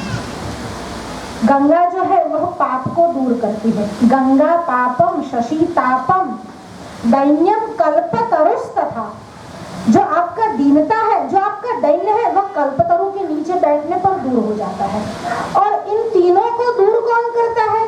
गुरु जो है, सदगुरु की जो शरण है वह इन तीनों को दूर करती है, पाप को भी, ताप को भी और दैन्य को भी। भागीरथी गंगा को सामने देखा, मन में एक शांति हुई। वहां पर बैठे माँ का चरणामृत लिया, वहां बैठे ही थे कि ब्राह्मण वहां से आए और ब्राह्मण ने उनको देखा। जब उनको देखा तो ब्राह्मण के मन में विचार आया, इसके जो कपड़े हैं, एक सप्ताह से भी ज्यादा समय हो गया था, चलते चलते वो वहां पर वाराणसी पहुंचे थे। रोहिताश्व की उम्र भी बहुत छोटी थी, राजकुमार था, उसने कभी भी यह श्रम किया ही नहीं था, वह तो हमेशा राजसी सुखों को भोगता आया था। फिर भी यहाँ तक वो पहुंचा था, उसका शरीर सौष्ठव बड़ा ही कुमार था, मुख बड़ा ही सुंदर था, पर कपड़े अभी मैले हो गए थे। रानी का भी हालत ऐसी ही थी, रानी की हालत भी, और राजा जो थे उनके भी हालत ऐसी ही थी, पर मुख पर एक तेज था और वह तेज जो था वो कोई सामान्य साधारण तेज नहीं था, राजसी वैभव वाला तेज था। और वो भी सामान्य राजा नहीं, इक्ष्वाकु वंश रघुवंश के राजा थे, रघुवंश के शिरोमणि थे। देखिए रघु का जन्म बाद में हुआ है, इसलिए हरिश्चंद्र इक्ष्वाकु वंश था। अब उनके मुखमंडल पर इतना तेज था। एक कवि लिखता है, जो चंद्र है वो तारों की ज्योत से छुपाए नहीं छुपते, जो सूर्य है वो बादल से कभी ढकते नहीं, वैसे ही जो कुलीनता है वो कभी ढकती नहीं। तो जब इनका तेज देखा और मन में प्रश्न हुआ कि ये क्या है, वहां पर पहुंचे और कहा, लगता है आप कहीं दूर से आए हो, बहुत थकान है, विश्राम करना चाहते हो, ये लो मेरे पास कुछ जल है, कुछ फल है, आप ग्रहण करो। अब हरिश्चंद्र के मन में विचार आया, जैसे ही माँ भागीरथी के दर्शन हुए, पूरे रास्ते भर में किसी ने पानी तक को नहीं पूछा, और देखा जैसे ही गंगा जी के दर्शन हुए, फल भी आ गए, जल भी आ गए।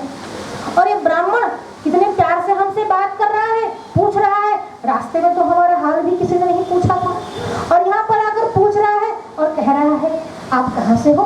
आपके मुख से तो लगता है कि आप किसी बड़े घराने से, बड़े कुल से संबंध रखते हैं। कहा कि मेरा नाम हरिश्चंद्र है और मैं अयोध्या से आया हूँ।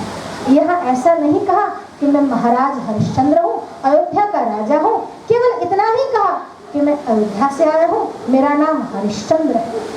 अब उस ब्राह्मण ने कहा, हरिश्चंद्र, कहीं आप अयोध्या के राजा तो नहीं? कहा नहीं नहीं भूदेव, अयोध्या के राजा तो भगवान विश्वामित्र है, मैं तो केवल उनका एक दास हूँ, मैं हरिश्चंद्र हूँ, केवल मेरा परिचय इतना ही है और मैं इक्ष्वाकु वंश का हूँ। कहा कि बड़ा ही सुंदर, आप यहाँ किसी वस्तु की शोध के खोज के लिए आए हो।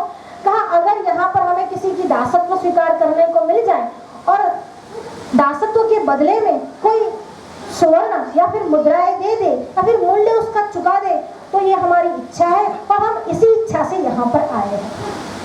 कहा ठीक है, हम ये कार्य तो कर सकते हैं, आपको हम खरीद भी सकते हैं, आपको हम दास भी बना सकते हैं, पर हमारे घर में केवल हमारी स्त्री है और हमारी कन्याएं वहां पर रहती है, हम किसी पुरुष को वहां पर नहीं ले जा सकते। अगर आपकी इच्छा हो तो हम आपकी पत्नी को, कहा नहीं है, मेरे रहते हुए मैं अपनी पत्नी को किसी का गुलाम नहीं बनाऊंगा।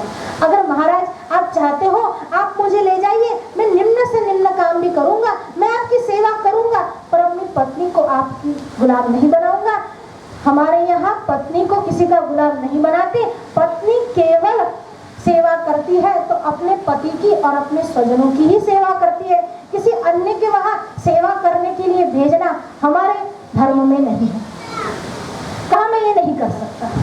कहा कि तुम चाहो तो तुम्हारे सामने ये प्रस्ताव है, इसे स्वीकार करना चाहो स्वीकार कर लो, तुम्हारे लिए हमारे घर में कोई स्थान नहीं, हम किसी भी पुरुष को अपने घर नहीं रखते। अब मन में विचार कर रहे थे, ये बात गलत है, ये मैं कर नहीं सकता और मैं अपने वंश को कलंक नहीं लगा सकता। वो ऐसे ही वहां पर बैठ गए, वो विचार कर रहे थे, ऐसा सब लोगों को लग रहा था, पर वो विचार शून्य हो गए, वहां पर ही बैठ गए, जैसे अभी जमीन फट जाए और उसमें वो धंस जाए। वो सोच ऐसे ही असमंजस में बैठे थे और उतने में ही वहां पर जो शैब्या खड़ी थी वो पास में आई और कहा, ये भूदेव जो है, ब्राह्मण जो है, उनका प्रस्ताव आप स्वीकार क्यों नहीं कर लेते? उनकी प्रस्ताव में गलत ही क्या है? अग्निहोत्रम अधीतंच दानाद्यः सकल क्रियाः भवन्ति तस्य वैफल्यं वाक्यं यस्यानृतं भवेत्। अग्निहोत्रम अधीतम च, अग्निहोत्र करते हो, वेदों का अध्ययन करते हो, दानाद्य सकला क्रिया, दान आदि भी देते हो, भवन्ति तस्य वैफल्यम, पर वो सारी क्रियाएं विफल हो जाती है, वाक्यम यस्यानृतं भवेत्, जिसका वाक्य अमृत यानी झूठा हो। कई लोग होते हैं निष्कारण झूठ बोलते हैं, ना खुद का फायदा ना सामने वाले का नुकसान, तो भी झूठ पर झूठ बोलते ही रहते हैं। झूठ बोलने में उनको आनंद आता है और निष्कारण झूठ बोलते हैं। कहा कि झूठ नहीं बोलना चाहिए। हरिश्चंद्र झूठ तो नहीं बोल रहे थे, फिर पत्नी ने ये क्यों कहा? पत्नी ने इसलिए कहा, 1 महीने का समय दिया है, 15 दिवस तो वैसे ही खत्म हो गए हैं, दक्षिणा नहीं दी, पैसा नहीं दिया तो झूठे साबित हो जाओगे। इससे अच्छा है जो भी कहता है ये ब्राह्मण करो। वैसे भी ब्राह्मण जो है, ब्राह्मणों नितराम गुरु, ब्राह्मण सभी वर्णों के गुरु है, उनकी सेवा करने में कोई दोष नहीं। उनके घर में स्त्री है, ब्राह्मण अकेला भी नहीं रहता, वृद्ध है, घर में स्त्री है, मैं उनके वहां रहूंगी, सेवा करूंगी, आप बिल्कुल भी चिंता मत करें। और फिर जब ऐसा शैब्या ने कहा तो उनके मन में विचार आया, शैब्या बात तो बिल्कुल सही कह रही है, मुझे उसकी बात मान लेनी चाहिए, क्योंकि अगर विश्वामित्र आ गए और दक्षिणा नहीं दे पाए तो मेरा सत्यव्रत का जो व्रत है वह टूट जाएगा। चाहते तो नहीं थे, पर न चाहते हुए भी यह करना पड़ा। कहा कि महाराज आप मेरी पत्नी को अपने घर ले जाइए और अपनी दासी के रूप में स्वीकार कीजिए। ये बोलते बोलते उनका जो कंठ था वह अवरुद्ध हो गया। यहाँ शैब्या की स्थिति भी बड़ी ही दयनीय थी। शैब्या ने महाराज के प्रणाम किया, अपने पति को प्रणाम किया, फिर उनकी प्रदक्षिणा की और प्रदक्षिणा करते हुए कहा, न द्यूत हेतुर न च मद्य हेतुर न राज्य हेतुर न च भोग हेतु। महाराज आप मन में इतना शोक क्यों कर रहे हैं? न द्यूत हेतुर, क्या आपने जुए में मुझे हार दिया है? न द्यूत हेतुर न च मद्य हेतुर, ना ही आपने अपनी मदिरा पान के लिए मुझे यहाँ पर दासी बनने के लिए मजबूर किया है। न द्यूत हेतुर न च मद्य हेतुर न राज्य हेतुर न च भोग हेतु, कोई राज्य पाने के लिए आपने मुझे दासी बनाना स्वीकार किया है और ना किसी भोग के लिए आपने मुझे दासी बनाया है। आपने इसमें से कोई कारण से मुझे दासी नहीं बनाया, केवल ददस्य गुरुवर्थमतो मया त्वं सत्यम व्रतम सफलम कुरुष्व। आपने तो केवल अपने गुरु की दक्षिणा हेतु ही मुझे ये दासित्वपना जो है वह स्वीकार मुझसे करवाया है। आपका कोई दोष नहीं है, आप शोक मत करो, आप व्यर्थ ही शोक करते हो। आपके मन में जो भी दुविधा है, जो भी विषाद है, उसको आप निकाल दो। जब शैब्या ने ये ढाढ़स बंधाया तब वह प्रसन्न हुए। प्रसन्न तो क्या हुए, अभी चाहते थे कि अब कम से कम दक्षिणा का आधा भार सुवर्ण जो है वह हम दे सकेंगे। अब उन ब्राह्मण ने जो पौने भार सुवर्ण था वो उनके हाथ में रखा और यहाँ पर वो दासी बन के उनके पास जा रही थी। जैसे ये दासी बन के जा रही थी, उसका पुत्र जो पीछे पीछे दौड़कर चला गया और माँ माँ कहकर उसके पीछे चला गया। अब राजा के मन में विचार आया, पुत्र तो माँ के बिना रहेगा नहीं। कहा अगर ब्राह्मण देवता आप मुझ पर 1 रुपया और करें तो आप मेरे पुत्र को भी साथ में ले जाए। कहा पुत्र को साथ में क्या रखूंगा, एक तो मन भर खाएगा, कुछ काम करेगा नहीं और ना ही अपने माँ को काम करने देगा, मैं उसको अपने साथ में लेकर नहीं जाने वाला। बहुत प्रार्थना की तब वो माने और कहा आप इनसे भी अपना कुछ न कुछ काम करवा लेना, पर आप एक पुत्र को अपने माँ से अलग मत करो, आप भी उसे अपने साथ ले जाओ। पुत्र को साथ ले गए, पुत्र के लिए भी मूल्य दिया।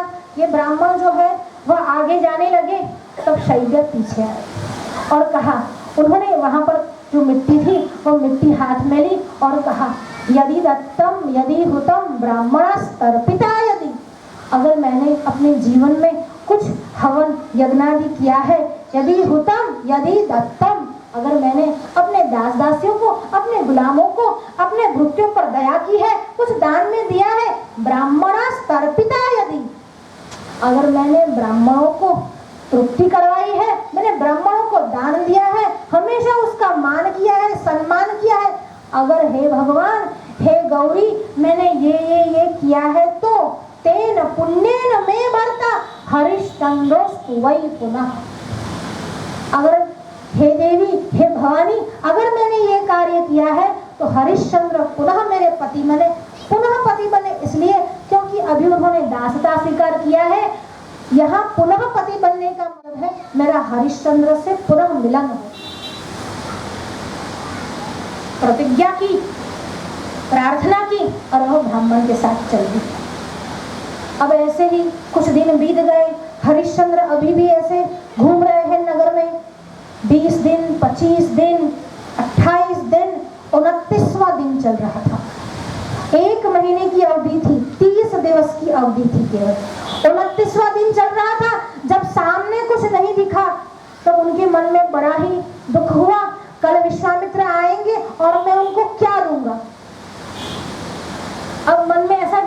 ही रहा था कि अचानक भगवान विश्वनाथ का स्मरण आया और भगवान विश्वनाथ का मंदिर पास में ही था। भगवान विश्वनाथ के मंदिर में गए और मंदिर के द्वार पर अभी जा ही रहे थे, सीढ़ियों पर अभी चढ़ ही रहे थे कि सामने से उन्होंने एक पुरुष को आते हुए देखा। यह पुरुष जो था वो बड़े ही श्याम वर्ण का, श्याम नहीं काले रंग का था, काला डिबांग जैसा उसका वर्ण था और शरीर पर बहुत अच्छे वस्त्र धारण किए हुए थे, पर मुखमंडल पर तेज नहीं था।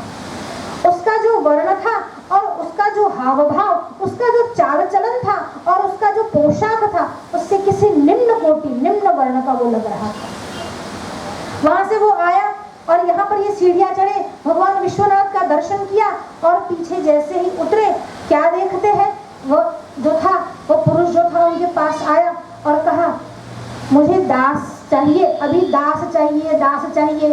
ऐसी जो पुकार कर रहे थे, क्या वह तुम ही थे? कहा हाँ महाराज, मैं ही था। आपको दास चाहिए, तो आपको दास किसके लिए चाहिए? अपने लिए चाहिए या किसी और के लिए चाहिए? कहा मैं किसी और के लिए दास थोड़ी ढूंढूंगा, मुझे अपने ही लिए दास चाहिए। तुम मेरे दास बनोगे? अब हरिश्चंद्र के मन में विचार आया, ये मुख से तो लगता है बड़ा ही निम्न कार्य करता होगा, मैं इसका दासत्व कैसे स्वीकार कर लूं? पर फिर भी अगर दक्षिणा देनी है तो दासत्व स्वीकार तो करना पड़ेगा। मन में विचार किया, एक बार पूछ तो लूं कि कार्य क्या है। अगर कार्य उचित जान पड़ा तो दासत्व स्वीकार कर लूंगा। कहा आप महाशय कार्य क्या करते हो? कहा हमारे तो बड़े बड़े कार्य है, पर तुम्हारे लिए जो कार्य है वह यह है कि तुम्हें स्मशान पर बैठना है और जो भी अपना शव ले, जो भी स्वजन अपने स्वजन का शव लेकर वहां पर आए, उससे कर वहां से वसूल करना है, कर की वसूली करनी है, कफन लेना है और कफन के पैसे भी लेने हैं। आपको केवल यह कार्य करना है। मन में विचार आया, ऐसा दुष्कर कार्य, ऐसा निम्न कार्य और वो भी शव पर कर लेने का कार्य, यह तो चांडालों का कार्य है, मैं चांडालों का कार्य नहीं कर सकता। कहा क्षमा करें महाशय, पर हम ये कार्य नहीं कर सकते। कहा कि तुम चाहो उतना धन हम देंगे। कहा आप चाहे जितना धन दो, पर हम ये कार्य नहीं कर सकते। हरिश्चंद्र ने मन में विचार किया, विश्वनाथ ने कोई और रास्ता दिखाया होगा, कोई और रास्ता मेरे लिए रखा ही होगा। मन में ये सोचकर वह आगे चल गए। जब जा रहे थे, संध्या का समय था और सामने क्या देखते हैं, विश्वामित्र आकर खड़े थे और कहा हरिश्चंद्र। कहा भगवान प्रणाम। हरिश्चंद्र वो कुछ बोले उससे पहले हरिश्चंद्र ने कहा, एक दिवस की अवधि और है मेरे पास, आज 29वां दिन है, कल 30वां दिन है, भगवान हम आपकी दक्षिणा कल दे देंगे। कहा हम आप दक्षिणा लेने नहीं आए हैं, हम तो तुमको सावधान करने आए हैं, तुमको सावधान करने आए हैं। और ये कह रहे हैं, एक तो तुम्हारे पास कुछ काम नहीं, ना ही तुम्हारे पास कोई धन है, और जब तुम्हें सामने से किसी कार्य के लिए प्रस्ताव आया तो तुमने उसको भी ठुकरा दिया, तुमने ठीक नहीं किया। अब कल तक 29 दिन में तुम नहीं कर पाए, कल तक तुम कौन सा कार्य कर लोगे और कैसे मेरी दक्षिणा चुका दोगे? कहा महाराज एक दिवस की अवधि और दे दीजिए, कुछ भी हो जाए हम आपकी दक्षिणा चुका देंगे। तो कहा कि ये संभव नहीं है। तो हरिश्चंद्र कहते हैं आप भी नहीं जानते महाराज, जब हमने प्रतिज्ञा की है तो हम उस प्रतिज्ञा को पूर्ण करते हैं। क्वचित कंठाधारी, कभी कभी ऐसा होता है कि हम अपने कंधे पर कंठ धारण करते हैं। क्वचित कंठाधारी क्वचिदपि च दिव्यांबरधर क्वचित् शाकाहारी क्वचिदपि शाल्योदन रुचि। और कभी कभी ऐसा होता है कि हम शाकाहारी, कुछ भी शाक फल फूल जो भी मिला वो भी हमने खा लिया, और कभी कभी हम शाल्योदनम, कभी हम खीर भी खाते हैं, पर दोनों ही अवस्था में मन जो है वो एक समान रहता है। क्वचित् शाकाहारी क्वचिदपि च शाल्योदन रुचि क्वचिद् भूमौषायी क्वचिदपि च पर्यंक शयन। क्वचिद् भूमौषायी, कभी ऐसा भी होता है कि हम भूमि पर ही सो जाए, बुझाए भी नहीं ऐसे ही सो जाए, भूमि ही हमारा बिछोना हो और अंबर ही हमारा ओढ़ने का हो, हम ऐसे ही सो जाते हैं। क्वचिद् भूमौषायी क्वचिदपि च पर्यंक शयन। मनस्वी कार्यार्थी, पर जो मनस्वी है, जो कार्यार्थी है, कार्य करने के लिए जो कटिबद्ध हो गया है, मनस्वी कार्यार्थी न गणयति दुखम न च सुखम। और जो मनस्वी है, जो कार्य करने के लिए उत्सुक है, ना तो वह दुख को देखता है, ना ही वह सुख को देखता है। दोनों में उसके मन की जो स्थिति रहती है वह एक सी रहती है। तरति शोकम आत्मविद, शोक को आत्मविद, आत्मा को जानने वाला ऐसे ही शोक से पार हो जाता है। नहीं देह तू नहीं देह तेरा, देह से तू भिन्न है। नहीं देह तू नहीं देह तेरा, देह से तू भिन्न है। करता नहीं भोक्ता नहीं, कामादिकों से अन्य है। करता नहीं भोक्ता नहीं, कामादिकों से अन्य है। आनंद है चिद्रूप है, सदरूप है निष्काम है। आनंद है चिद्रूप है, सदरूप है निष्काम है। कूटस्थ है निस्संग है, फिर सोच का क्या काम है। कूटस्थ है निस्संग है, फिर सोच का क्या काम है। तू कैसा है?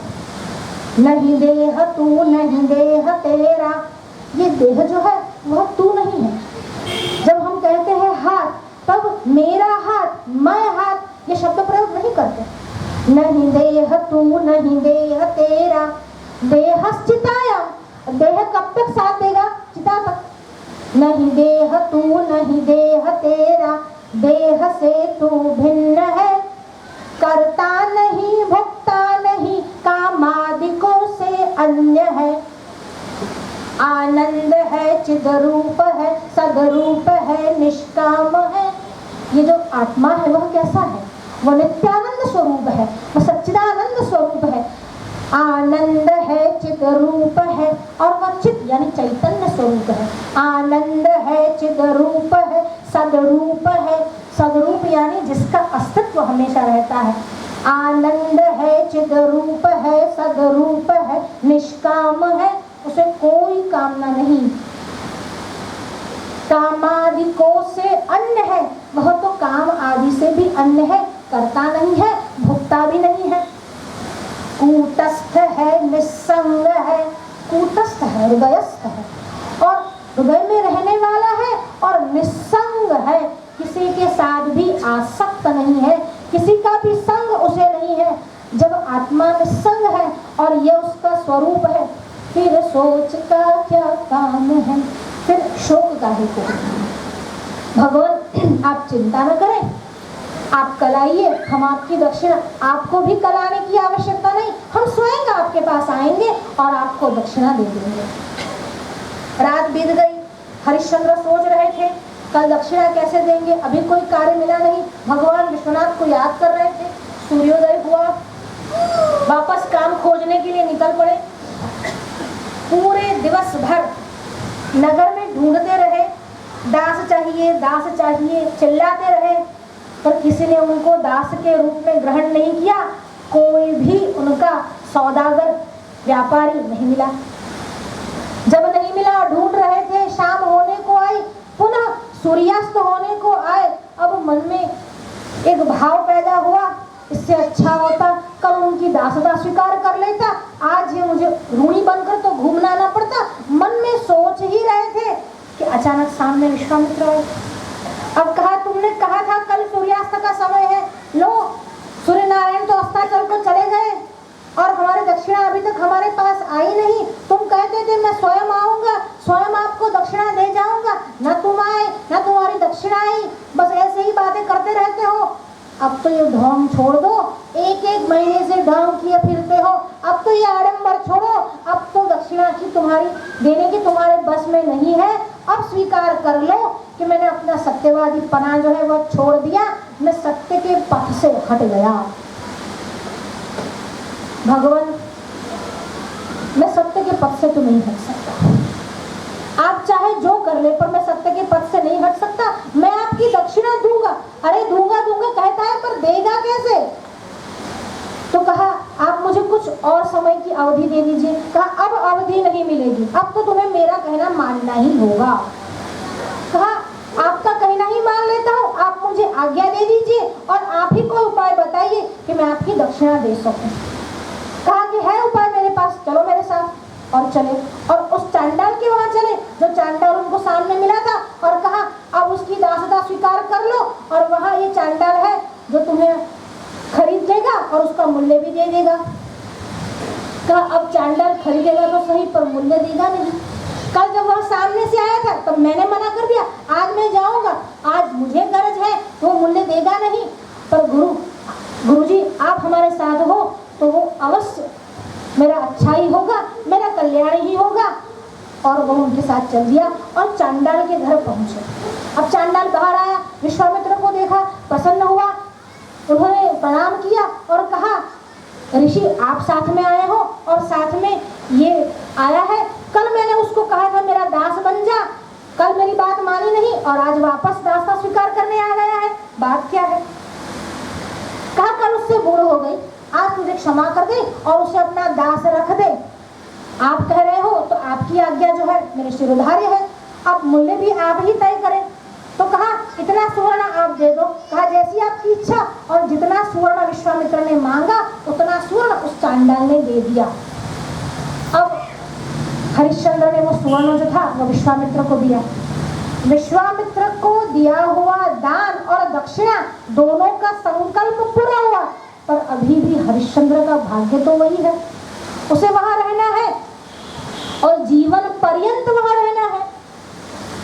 दक्षिणा खत्म हुई, दान खत्म हुई, पर परीक्षा अभी खत्म नहीं हुई है। वहां से विश्वामित्र तो चल दिए, पर मन में एक संतोष है, और मन में जो आनंद है वह संतोष का आनंद है। और मन में ये विचार भी किया अगर चांडाल की दासता स्वीकार करता और स्वयं करता तो कुल को कलंक लगाने का दोष मुझे लगता, पर आज गुरु की आज्ञा हुई और गुरु की आज्ञा से चांडाल की सेवा की, अब मुझे कोई दोष लगेगा नहीं। देखिए ऐसी परिस्थिति में भी धर्म का कैसा ज्ञान है हरिश्चंद्र का। वह जानते हैं कि कौन सा कार्य क्षत्रिय के लिए योग्य है, कौन सा नहीं है। वर्ण और आश्रम के नियम है, धर्म है, उनका पालन करना चाहिए। पर आजकल सभी ने एक बात चलाई है कि जन्म से सभी शूद्र होते हैं, और नए नए श्लोक भी अपने तरीके से बना लेते हैं और कहते हैं कि जन्मना जायते शूद्र। श्लोक ऐसा है नहीं। जन्मना ब्राह्मणोग्नेय संस्कारा द्विजोच्यते। जन्म से ब्राह्मण होता है, संस्कार से द्विज बनता है। विप्रत्वम वेदाधीतम, वेदाध्ययन से विप्रत्व प्राप्त होता है। और त्रीणि श्रोत्रियम उच्यते, जिसमें ये तीन हो, जन्म से ब्राह्मण हो, उपनयन संस्कार से जो द्विज बना हो, और वेदों का अध्ययन करने से जो विप्र बना हो, वही श्रोत्रिय कहा जाता है। तो कहा कि जब ब्राह्मण की आज्ञा हो गई, गुरु की आज्ञा हो गई, ये कर्म करने पर भी दोष लगेगा नहीं, धर्म का ज्ञान है, वहां पर रहने लगे और वो भी एक मस्ती, अवधि की मस्ती में रहने लगे। केवल धर्म की बात करने से, केवल भगवा धारण करने से, केवल सन्यासी बन जाने से, सन्यासी के चिन्ह धारण करने से, सन्यासी जैसा आडंबर या आचरण करने से, या किसी पद पर अपनी प्रतिष्ठा स्वयं करवाने से, या किसी के कहने पर स्वयं बैठ जाने पर भी जो आसक्ति होती है वह जाती नहीं है। आसक्ति तभी जाती है, कोई भी अवस्था हो, मन जो है एक समान हो, मन से कभी भी धर्म का आचरण छूटने न पाए। हरिश्चंद्र वहां रहने लगे, रहते रहते बहुत दिवस बीत गए। अब यहाँ पर शैब्या जो थी वहाँ पर दासी, वही भी दासी बनकर रह रही थी। ब्राह्मण के घर वाले उसके साथ बड़ा ही दुर्व्यवहार करते थे, उसको ढंग से खाना पीना भी नहीं देते। सुबह से रात तक वो कोलू के बेल की तरह पीसती रहती, पर फिर भी उसे भरपेट खाना नहीं मिलता। उसका बेटा भी था, यहाँ वहाँ घूमता रहता, काम करता, न तो वो अध्ययन कर सकता, न ही कुछ भरपेट खा भी सकता। एक दिन मित्रों के साथ रोहित जो था वह वन में गया। अब वहाँ खेल रहा था और काष्ठा यानी लकड़ियाँ लेकर उसको वापस आना था। लकड़ियाँ तोड़ने गया और जैसे ही लकड़ियाँ काट रहा था, वहाँ एक बड़ा ही विषधर काला नाग था और उसने उसको डस लिया। जब नाग ने उसको डस लिया, उसके मुंह से चित्कार निकली और वो वहीं पर धराशायी हो गया। मित्रों ने देखा, दौड़ते हुए शैब्या के पास पहुंचे, समाचार दिया। शैब्या बड़ी ही व्याकुल हुई, जाने के लिए तैयार हुई। जैसे ही जा रही थी तो ब्राह्मण पत्नी ने रोक लिया। कहाँ जा रही है? बिना पूछे बिना कहे कहाँ निकल रही है? बड़ी कामचोर हो गई है आजकल, ऐसे ही दिन में तुझे घूमने को सोचती है। अब वो जानती थी कि ऐसे ही घूमने तो जा नहीं रही थी। उसने जो पुत्र के विषय में सुना था उस समाचार को सुनते वो रुकती कैसे? फिर भी कुछ बोली नहीं। जो भी काम था बाकी था पूरा किया और फिर वह दौड़ी। साथ में उसके मित्र भी थे, वो वहां पर ले गए जहां पर ये धराशायी होकर गिरा हुआ था। रोहित को देखा। रोहित का पूरा शरीर जो था धीरे धीरे नीला पड़ चुका था, उसके हाथ पांव ठंडे पड़ चुके थे। अब उसके मन में आशंका हुई कि अब रोहित बचा नहीं होगा। जैसे ही उसको स्पर्श करने के लिए जाए, उसने देखा एक साधु दूर पर खड़े हैं। साधु वहां पर आए। साधु ने भी दोनों की परिस्थिति देखी और उसको ढाढ़स बंधाते हुए कहा, माता तुम चिंता मत करो, मैं अभी उसको देख लेता हूँ। कभी कभी सर्प के काटने से भी तुरंत मृत्यु नहीं हो जाती। अगर उसमें कोई प्राण है, थोड़ी सी भी प्राण की आशंका है, तो मेरे पास ऐसी औषधि है कि वह जीवित हो जाएगा। उसके पास गए, उसके शरीर पर हाथ फेरा, उसके नाक के आगे हाथ रखा। श्वास तो एकदम बंद हो चुकी थी। अब ना ही उसका शरीर जो था उसमें थोड़ी भी चेतना थी। अब जब उसकी माँ की ओर देखा, इनकी बोलने की ऐसी इच्छा नहीं हुई कि अब इस शरीर में चेतना नहीं है। पर शैब्या ने जब साधु की ओर देखा, वह समझ गई कि निराशा सूचक वचन तो साधु बोल नहीं सकते, पर बात तो सच्ची है। अब उसके शरीर में प्राण नहीं रहे। उसने अपने पुत्र को उठाया, अपनी गोदी में लिया, उसे देखती रही। पहले तो सोच में पड़ गई कि आहा कितना सुंदर मेरा पुत्र है, देखो उसके मुख का तेज तो मानो अभी भी ऐसा ही है, लगता है अभी बोलेगा, अभी बोलेगा, अभी बोलेगा। तारे की ज्योत में चंद्र छुपे नहीं, सूर्य छुपे नहीं, बादल छायो, रण चढ़ियो रजपूत छुपे नहीं, दाता छुपे नहीं, मांगन आयो। चंचल नार को नैन छुपे नहीं, प्रीत छुपे नहीं, पीठ दिखायो। गंग कवि कहे सा अकबर सुन, कर्म छुपे न भभूत लगायो। जो चंद्र होता है वो कैसे छुपेगा? ये राजकुमार है, अभी भी उसका मुख कितना सुंदर है, अभी मैं उसको देख रही हूँ, जैसा लगता है अभी बोलेगा। तो उसके शरीर में प्राण नहीं है। सब विचार कर रही थी, अपने पति को याद कर रही थी, अपनी दशा के विषय में सोच रही थी, मानो रोना भी भूल गया। ऐसी ऐसी वहां निश्चित हुई। कई घंटों तक वहीं बैठे रहे। दोपहर को वो वहां पर आई थी, संध्या काल का समय हो चुका था, अब भी वहां पर अपने पुत्र को गोदी में लिए बैठी हुई थी। अब उसको अचानक से ध्यान आया कि पुत्र रहा नहीं है, और अब पुत्र नहीं रहा, अब केवल उसका शव है, तो मुझे उसके अंत्येष्टि संस्कार भी तो करने पड़ेंगे। अब उसको ध्यान हुआ कि पुत्र रहा नहीं। अब उसने अपने आंसुओं को नहीं रोक सकी, अश्रुधारा आंखों से बहने लगी। फिर भी पुत्र को उठाए वो दौड़ती हुई गंगा के किनारे पहुंची। वह जानती थी गंगा के किनारे भी अंत्येष्टि कर्म वगैरह होता है, वहां पर भी एक स्मशान है। वहां पर गंगा के किनारे पहुंची और जैसे ही स्मशान भूमि में उसका प्रवेश हुआ, जैसे ही सारी चिताओं को उसने जलते हुए देखा, उसके हाथ से पुत्र का जो शव था वो गिर गया। वो भी वहीं पर गिर गई, मूर्छित सी हो गई। सोचने लगी ऐसी ही दशा, ऐसे ही परिणाम मेरे पुत्र के साथ होगा, ऐसी दशा उसके साथ होगी। यह सोच विचार में उसको मूर्छा आ गई। अब जो संध्या समय था वो भी बीतता चला, रात्रि का समय आ रहा था। और उस समय जो रात्रि भी थी काल रात्रि थी। चारों ओर तरफ बिजलियां कौंध रही थी, बादल भी उमड़ उमड़ के आए थे। बड़े ही घनघोर काल रात्रि थी, ना कोई प्रकाश था, ना ही कोई लोग थे। अब शैब्या को पुनः थोड़ा सा होश आया। जब होश आया, पुनः अपने बच्चे को देखा और बच्चे को देखते ही पुनः उसके आंसू भर आए और वो जोर जोर से रोने लगी। जब उसके रोने की आवाज सुनी तो वहां पर जो बैठा हुआ था हरिश्चंद्र, जो वहां पर कर लेने के लिए रुके हुए थे, वो वहां पर आए। अब अंधेरा था, देख तो सकते नहीं थे कौन है, कौन साथ में आया है, पर कोई स्त्री रुदन कर रही है ऐसा निश्चय किया। वहां पर आए और पूछा, देवी क्या हुआ है? आपकी किसी स्वजन की मृत्यु हो गई है, आप रो रही हो और आपके साथ कोई है नहीं। अंधेरा था और उनका वेश भी ऐसा था शैब्या का कि पहचान नहीं सके और बालक को भी नहीं पहचान सके। और अचानक ये जब बातचीत चल रही थी, अचानक से बिजली का एक चमका लगा और जैसे ही बिजली चौंधी, उन्होंने देखा और बालक के मुखमंडल पर देखा। अचानक से उनको हुआ ये तो रोहित जैसा लगता है। वापस अंधेरा हो गया, अभी तो निर्णय नहीं कर पाए थे रोहित है या कोई और है? अभी वहां पर बैठे ही थे और वो स्त्री को पूछ रहे थे, देवी क्या हुआ, आप क्यों रो रही हो? आपको अगर अग्नि चाहिए, इसका अग्निदाह करना है तो मुझे कर दीजिए और आप अग्नि लीजिए। अब शैव्या के मुख से अचानक निकल गया, हा पुत्र, हा रोहिताश्व, मैं तुम्हारे पिता हरिश्चंद्र को क्या मुख दिखाऊंगी?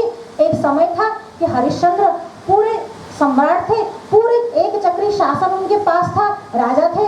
आज उनके पास कुछ भी नहीं था और ऐसे अवस्था में, ऐसी दशा में आज वो मेरे पास भी नहीं है। मैंने कितने पाप किए होंगे जो आज मुझे इसका फल ऐसा भुगतना पड़ा।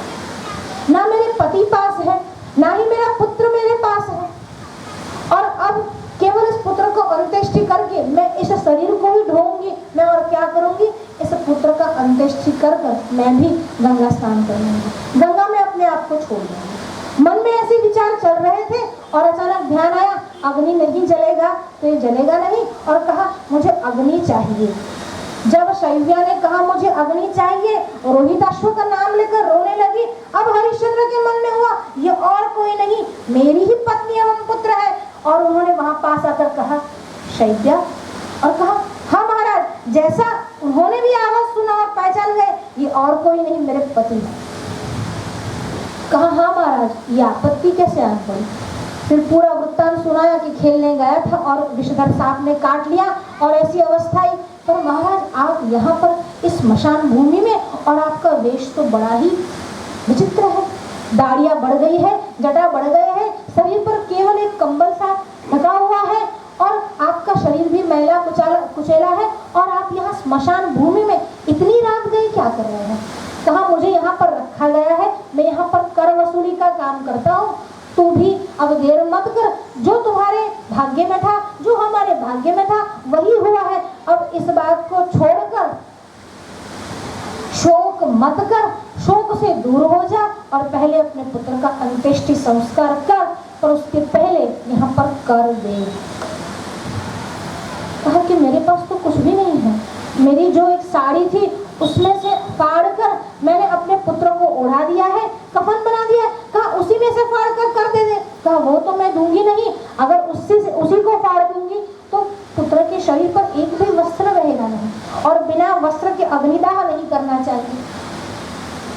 कहा पुत्र के शरीर पर एक भी वस्त्र रहेगा नहीं, तो कहा अपनी ही साड़ी में से दे दे। अपनी ही पत्नी को हरिश्चंद्र कह रहे हैं कि अपनी ही साड़ी में से फाड़ कर एक टुकड़ा दे दे, पर कर दे। लोग गायों की घास चारे भी खा जाते हैं। ऐसे मंत्री, ऐसे नेता है हमारे यहाँ, जो भी आए हैं बस पेट में ही उधेड़ते जाते हैं, बस लो लो लो, यही एक लोभ है, यही एक लालच है। कहीं मालिक घर पर नहीं है तो मालिक के घर में जितनी भी सामग्री है, कुछ साधन है, बेर है, आम है, जामुन है, वही तोड़ के ले जाते हैं, पूछते तक नहीं। कभी कभी ये भी हालत होती है। और यहाँ पर अपनी पत्नी के पास कोई भी साधन नहीं है, ना एक फूटी कौड़ी है, अरे पहनने को, तन ढकने को एक पूरा वस्त्र भी नहीं, उससे भी हरिश्चंद्र कर मांग रहे हैं। क्या हरिश्चंद्र इतने निष्ठुर है? क्या अपने पुत्र के प्रति उनके मन में कोई दया, कोई प्रेम नहीं है? यह करने का कारण क्या है? केवल उतना ही कि अपने स्वामी को यह वचन दिया था कि जो भी आएगा उससे कर वसूल करूंगा। अपने कार्य में, अपने कर्म में कोई भी त्रुटि नहीं रहनी चाहिए, अपने सत्य के वचन का पालन होना चाहिए। केवल सत्य पालन हेतु कर मांग रहे हैं, ना ही उस कर से उनका पेट भरेगा, और अगर एक कर नहीं मिलेगा तो उसका स्वामी कंगाल नहीं हो जाएगा। पर स्वामी के आदेश का पालन करना है और अपना जो कार्य है उसको पूरा करना है, उत्तरदायित्व में चूक नहीं होनी चाहिए, इसलिए कर मांग रहे हैं। और कहा जो भी हो देवी, आपको कर तो देना पड़ेगा, और इस समय न तो मैं आपका भर्ता हूँ, न तो मैं इसका पिता हूँ, इस समय मैं केवल एक दास हूँ, और वो भी उस चंडाल का दास हूँ। आप मुझे केवल अपना कर दे दीजिए। शैव्या भी जानती कि पति जो कह रहे हैं वो बिल्कुल ठीक कह रहे हैं। बड़ी ही पतिव्रता स्त्री थी, वो जानती थी कि इस समय और कोई उपाय नहीं है और यही करना है, तभी सत्यव्रत का पालन होगा। और अपनी साड़ी को उठाकर जैसे ही चीरने गई अचानक क्या देखती है, स्मशान भूमि दिव्य भूमि में परिवर्तित हो गई। अचानक ऊपर से पुष्प की वृष्टि होने लगी और देखती है चारों तरफ देवता जो है वो खड़े हैं और दुंदुभी नाद कर रहे हैं, और भगवान स्वयं विष्णु गरुड़ पर बैठकर भगवान वहां पर आए हैं और हाथ में पुष्प लिए आए हैं और कहा, हरिश्चंद्र तेरी जय है, आज तेरे सत्य की जीत हुई है। इतना होने पर भी तूने अपने सत्य के पथ से एक कदम भी पीछे नहीं हटाया। तुम्हारे पर इतनी विपत्तियां आई, तुम चाहते तो कुछ भी कर सकते थे। इतनी रात्रि के समय कौन देखने वाला था कि चिता को लकड़ी देनी है, चिता देनी है, कफन लेना है, कर वसूल करना है। फिर भी तुमने सत्य का पालन किया और ऐसी कठिन परिस्थिति में भी धीरज बनाए रखा। और तुम क्या, तुम्हारी पतिव्रता स्त्री को भी धन्यवाद है, ऐसी परिस्थिति में भी कर देने के लिए वो उद्यत हुई है। वाह, तुम्हारी पतिव्रता स्त्री और तुम्हारा सत्यव्रत का पालन। प्रसन्न हुए देवता, वहां पर उपस्थित हुए और देवता के साथ सामने देखते हैं कि भगवान विश्वामित्र भी आए हैं। देवता को लाने वाले ही गुरु है, वही लेकर आए हैं। गुरु ने परीक्षा ली और गुरु की परीक्षा में उत्तीर्ण हुए तो देवता भी आए और भगवान स्वयं भी आए। सदगुरु वही है जो भगवान को आपके पास लेकर आए। यहाँ विश्वामित्र आए, भगवान भी आए और कहा, प्रसन्न हुए, तुम्हारे पिताजी को तो सदेह जो था वो स्वर्ग में ले जाने के लिए उनको यज्ञ करना पड़ा था, पर तुमने तो अपने सत्यव्रत के पालन से ही तुम सदेह स्वर्ग में जा सकते हो। चलो हमारे साथ, हम तुमको स्वर्ग में लिए चलते हैं। जब हरिश्चंद्र से ये पूछा गया, चलो हमारे साथ, तब हरिश्चंद्र ने कहा, नहीं नहीं, मैं तो नहीं जा सकता, मैं यहाँ पर बंधा हुआ हूँ, मैं किसी की नौकरी करता हूँ, जब तक मेरे स्वामी आज्ञा नहीं दे मैं आपके साथ कैसे चल सकता हूँ। अब कहा, कौन तुम्हारा स्वामी? तो कहा, चांडाल है, यहाँ पर स्मशान भूमि जो है वह उनकी है, यहाँ पर जितने स्मशान घाट है वे उनके हैं। विश्वामित्र ने कहा, भाई जरा उनको भी बुला दो। और वहां पर आए, साक्षात धर्मराज जो थे वही चांडाल बन के आए थे। इक्ष्वाकु वंश के महाराजा अगर किसी की सेवा में रहे हो तो वो कोई चांडाल तो हो नहीं सकता, साक्षात धर्मराज थे। कहा कि हम तो तुम्हारी परीक्षा लेने आए थे, पर तुम अपने धर्म के पथ से जरा भी डिगे नहीं, तुम अपने शील के पथ से जरा भी हिले डुले नहीं, तुम तो बड़े ही अडिग रहे। एक बार यही बात इंद्र ने प्रहलाद से कही थी। जब प्रहलाद के साथ देवताओं का युद्ध हुआ और प्रहलाद की विजय हुई, प्रहलाद असुरों के राजा थे तो उनकी विजय हुई, देवता और दानवों का संग्राम हुआ, उनकी विजय हुई और देवताओं का जो सारा तेज था वो क्षीण हो गया। इंद्र बृहस्पति के पास गए और बृहस्पति से पूछा कि प्रहलाद जो है उनमें ऐसा कौन सा तेज है, कौन सा सामर्थ्य है कि आज वो सारे स्वर्ग के अधिपति बने हुए हैं और हमारे साथ ये हमारा तेज जो है वो क्षीण हो गया। कहा कि तुमको ये जानना है तो तुमको शुक्राचार्य के पास जाना पड़ेगा। कहा ठीक है, शुक्राचार्य के पास गए। शुक्राचार्य ने कहा, मैं तुमको ज्ञान तो दे सकता हूँ, पर अगर तुमको प्रैक्टिकल नॉलेज चाहिए तो तुमको प्रहलाद के पास ही जाना पड़ेगा। इंद्र प्रहलाद के पास गए और वहां पर रहे, उनकी सेवा शुश्रूषा की। देखिए, इंद्र भी ब्राह्मण का रूप धारण करके गए, वहां पर शिष्य बन के गए, सेवा शुश्रूषा की और बहुत दिनों की सेवा के बाद प्रहलाद प्रसन्न हुए और उनको राजधर्म, नैतिक धर्म, सामाजिक धर्म भी सिखाया। और एक दिन जब बैठे थे गुरु और शिष्य तो कहने लगे, प्रहलाद मैं तुम्हारी सेवा से प्रसन्न हुआ हूँ, तुम वर मांगो। तब इंद्र ने कहा, मुझे कुछ नहीं चाहिए, अगर आपको देने की इतनी ही इच्छा है तो केवल आपका शील, आपका जो चारित्र है वह मुझे दे दीजिए। तो प्रहलाद ने किया कि प्रहलाद ने सोचा कि यह कोई साधारण मनुष्य हो नहीं सकता, इतनी बड़ी वस्तु कोई साधारण मनुष्य मांग नहीं सकता। कहा कि तुमको शील चाहिए, शील तो किसी को दिया नहीं जा सकता, पर तुमने मेरी इतनी सेवा की है और मैं वर देने के लिए कटिबद्ध हूँ तो तुमको अपना शील दिया। और ऐसा बोला और वहां से प्रणाम करके वो ब्राह्मण स्वरूप जो इंद्र लेकर आए थे वहां से चल दिए। अब जैसे ही इंद्र वहां से चल दिए तो प्रहलाद क्या देखते हैं, उनके शरीर में से एक बलवान पुरुष बाहर निकला, बड़ा ही तेजस्वी था, उसके शरीर की कांति बहुत ही अनोखी थी। जैसे ही बाहर आया और प्रहलाद को प्रणाम किया और कहा, महाराज मुझे आज्ञा दीजिए। कहा, आप महानुभाव कौन है? कहा, मैं मैं शील हूँ। तो कहा जा कहाँ रहे हो, आपने मुझे छोड़ दिया, आपने मुझे इंद्र को ब्राह्मण को दे दिया, अब मैं उनके पास जा रहा हूँ। अब शील जो था उन्होंने ब्राह्मण का अनुशीलन किया और ब्राह्मण के पास चला गया। अभी प्रहलाद बैठे ही थे, तुरंत ही एक दूसरी घटना हुई। एक दूसरा ऐसा तेजस्वी पुरुष शरीर में से बाहर निकला और कहा मुझे आज्ञा दीजिए। तो कहा तुम, अब मैं भी जा रहा हूँ, अगर शील जा रहा है तो मैं भी उसके पीछे पीछे जाऊंगा। कहा तुम कौन हो? तो कहा मैं धर्म हूँ, अगर चारित्र नहीं तो धर्म भी नहीं रहेगा, मैं तो उसके पीछे ही जाऊंगा। अब धर्म भी चल दिया। अब जब धर्म चल दिया तब तीसरा तेजस्वी पुरुष बाहर निकला। अब कहा भला तुम कौन हो? महानुभाव आप कौन हो? और आप भी मेरे ही शरीर में से प्रकट हुए। कहा मैं सत्य हूँ, अगर शील नहीं धर्म नहीं तो सत्य कैसे टिकेगा? मैं भी जा रहा हूँ। अब थोड़ी देर गई, चौथा एक तेजस्वी पुरुष निकला। कहा महानुभाव ये क्या है? कोई थोड़ी देर में सब निकल रहे, आप महानुभाव कौन है? आप देवता कौन है? कहा मैं सदाचार हूँ, अगर शील नहीं धर्म नहीं सत्य नहीं तो सदाचार कहाँ से आएगा?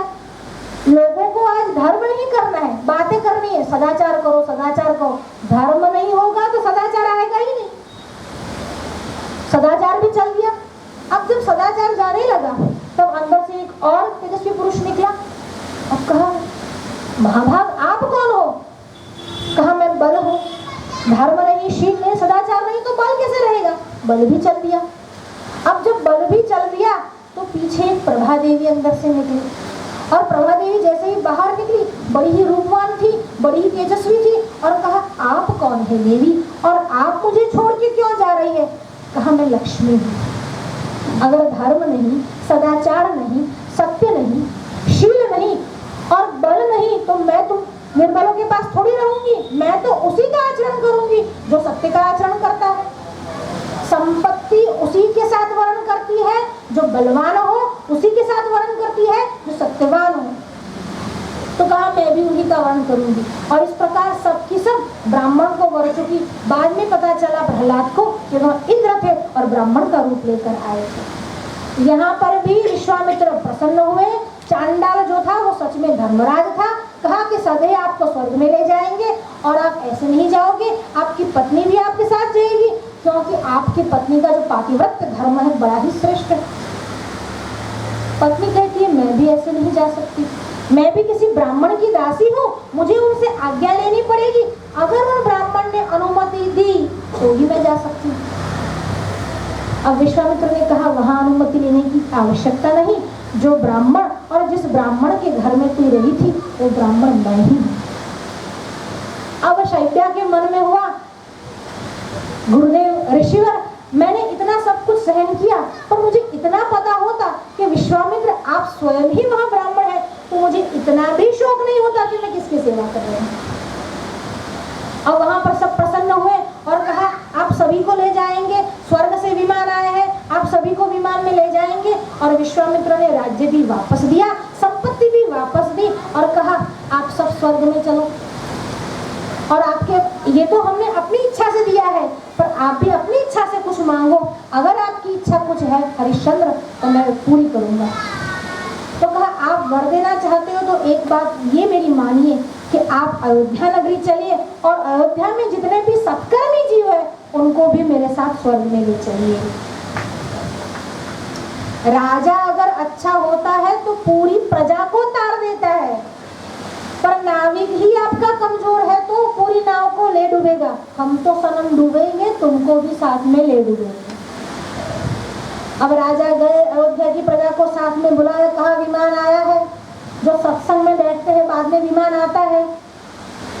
यहाँ राकेश भाई ये सब अपना अपना नाम भी नोट करवा लेना। बद्रीनारायण जाने के बाद कथा सुनने के बाद जिसको भी विमान में सदैव स्वर्ग में जाना हो तो कहा चलो स्वर्ग में जाना है जिसने सत्कर्म किए हैं और जो अपने आप को स्वर्ग में जाना चाहे, जिसकी अवस्था हो चुकी है, अपना कार्यभार जो है अपने बच्चों को दे दो और साथ में स्वर्ग में चलो। और अयोध्या की प्रजा भी ऐसी थी, राजा का आदेश हुआ और इतना अच्छा मौका हाथ में आया था। खुद के कर्म तो थे नहीं, इतने हो भी सकते हैं और नहीं भी हो सकते, पर राजा के कर्म से आज उनको सदैव स्वर्ग में जाने मिल रहा था। पूरे विमान में सब बैठकर राजा के साथ सदैव स्वर्ग में गए और राजा हरिश्चंद्र ने रोहिताश्व को वहां पर राजा के तौर पर उसका अभिषेक किया। रथ्याचरपट विरचित कंथा पुण्या पुण्य विवर्जित पंथा नाहम नत्वम नायम लोकस तदपि किमर्थम क्रियते शोक। मैं नहीं तू नहीं, मैं राजा था तू प्रजा थी, ना तो मैं राजा रहा ना तू प्रजा रही, ना ये लोक ही मेरे काम का रहा। जिस समाज को मैंने इतना दिया था ना उस समाज ने मुझे धन दिया, ना उस समाज ने मुझे दास की तरह भी स्वीकार किया। प्रजा का प्रेम ही था कि स्वीकार नहीं किया था, पर न कर सका। पुण्य पुण्य से, पुण्य अपुण्य से, यानी पुण्य और पाप दोनों से ऊपर उठना है। और जब आपने अपने कंधे पर ये कथा डाल ही दिया है, जब आपने संन्यास स्वीकार ही कर लिया है, जब आपने वैरागी बनने का फैसला ही कर लिया है, तदपि किमर्थम क्रियते शोकम, तो फिर शोक का क्या काम है? और अगर शोक है तो भी क्या करना है? भज गोविंदम भज गोविंदम। क्यों? शोक से दूर करने के लिए भगवान ही शोक से आपको मुक्ति दिला सकते हैं। और अगर भगवान की कृपा चाहिए तो भगवत भक्ति भी करनी पड़ेगी। इसलिए केवल एक ही उपाय है। जिसके लिए ज्ञान मार्ग कठिन है, योग मार्ग कठिन है, उसके लिए भक्ति ही शेष उपाय है। इसलिए सभी कलियुगी जीवों के लिए भगवान आद्य शंकराचार्य ने यही मार्ग प्रशस्त किया है, यही मार्ग बताया है। रथ्याचरपट विरचित कंथ पुण्या पुण्य विवर्जित पंथ नाहम नत्वम नायम लोकस् तदपि किमर्थम क्रियते शोक। भज गोविंदम भज गोविंदम भज गोविंदम मूढ़मते। भज गोविंदम भज गोविंदम भज गोविंदम मूढ़मते। भज गोविंदम भज गोविंदम भज गोविंदम मूढ़मते। भगवान आद्य शंकराचार्य की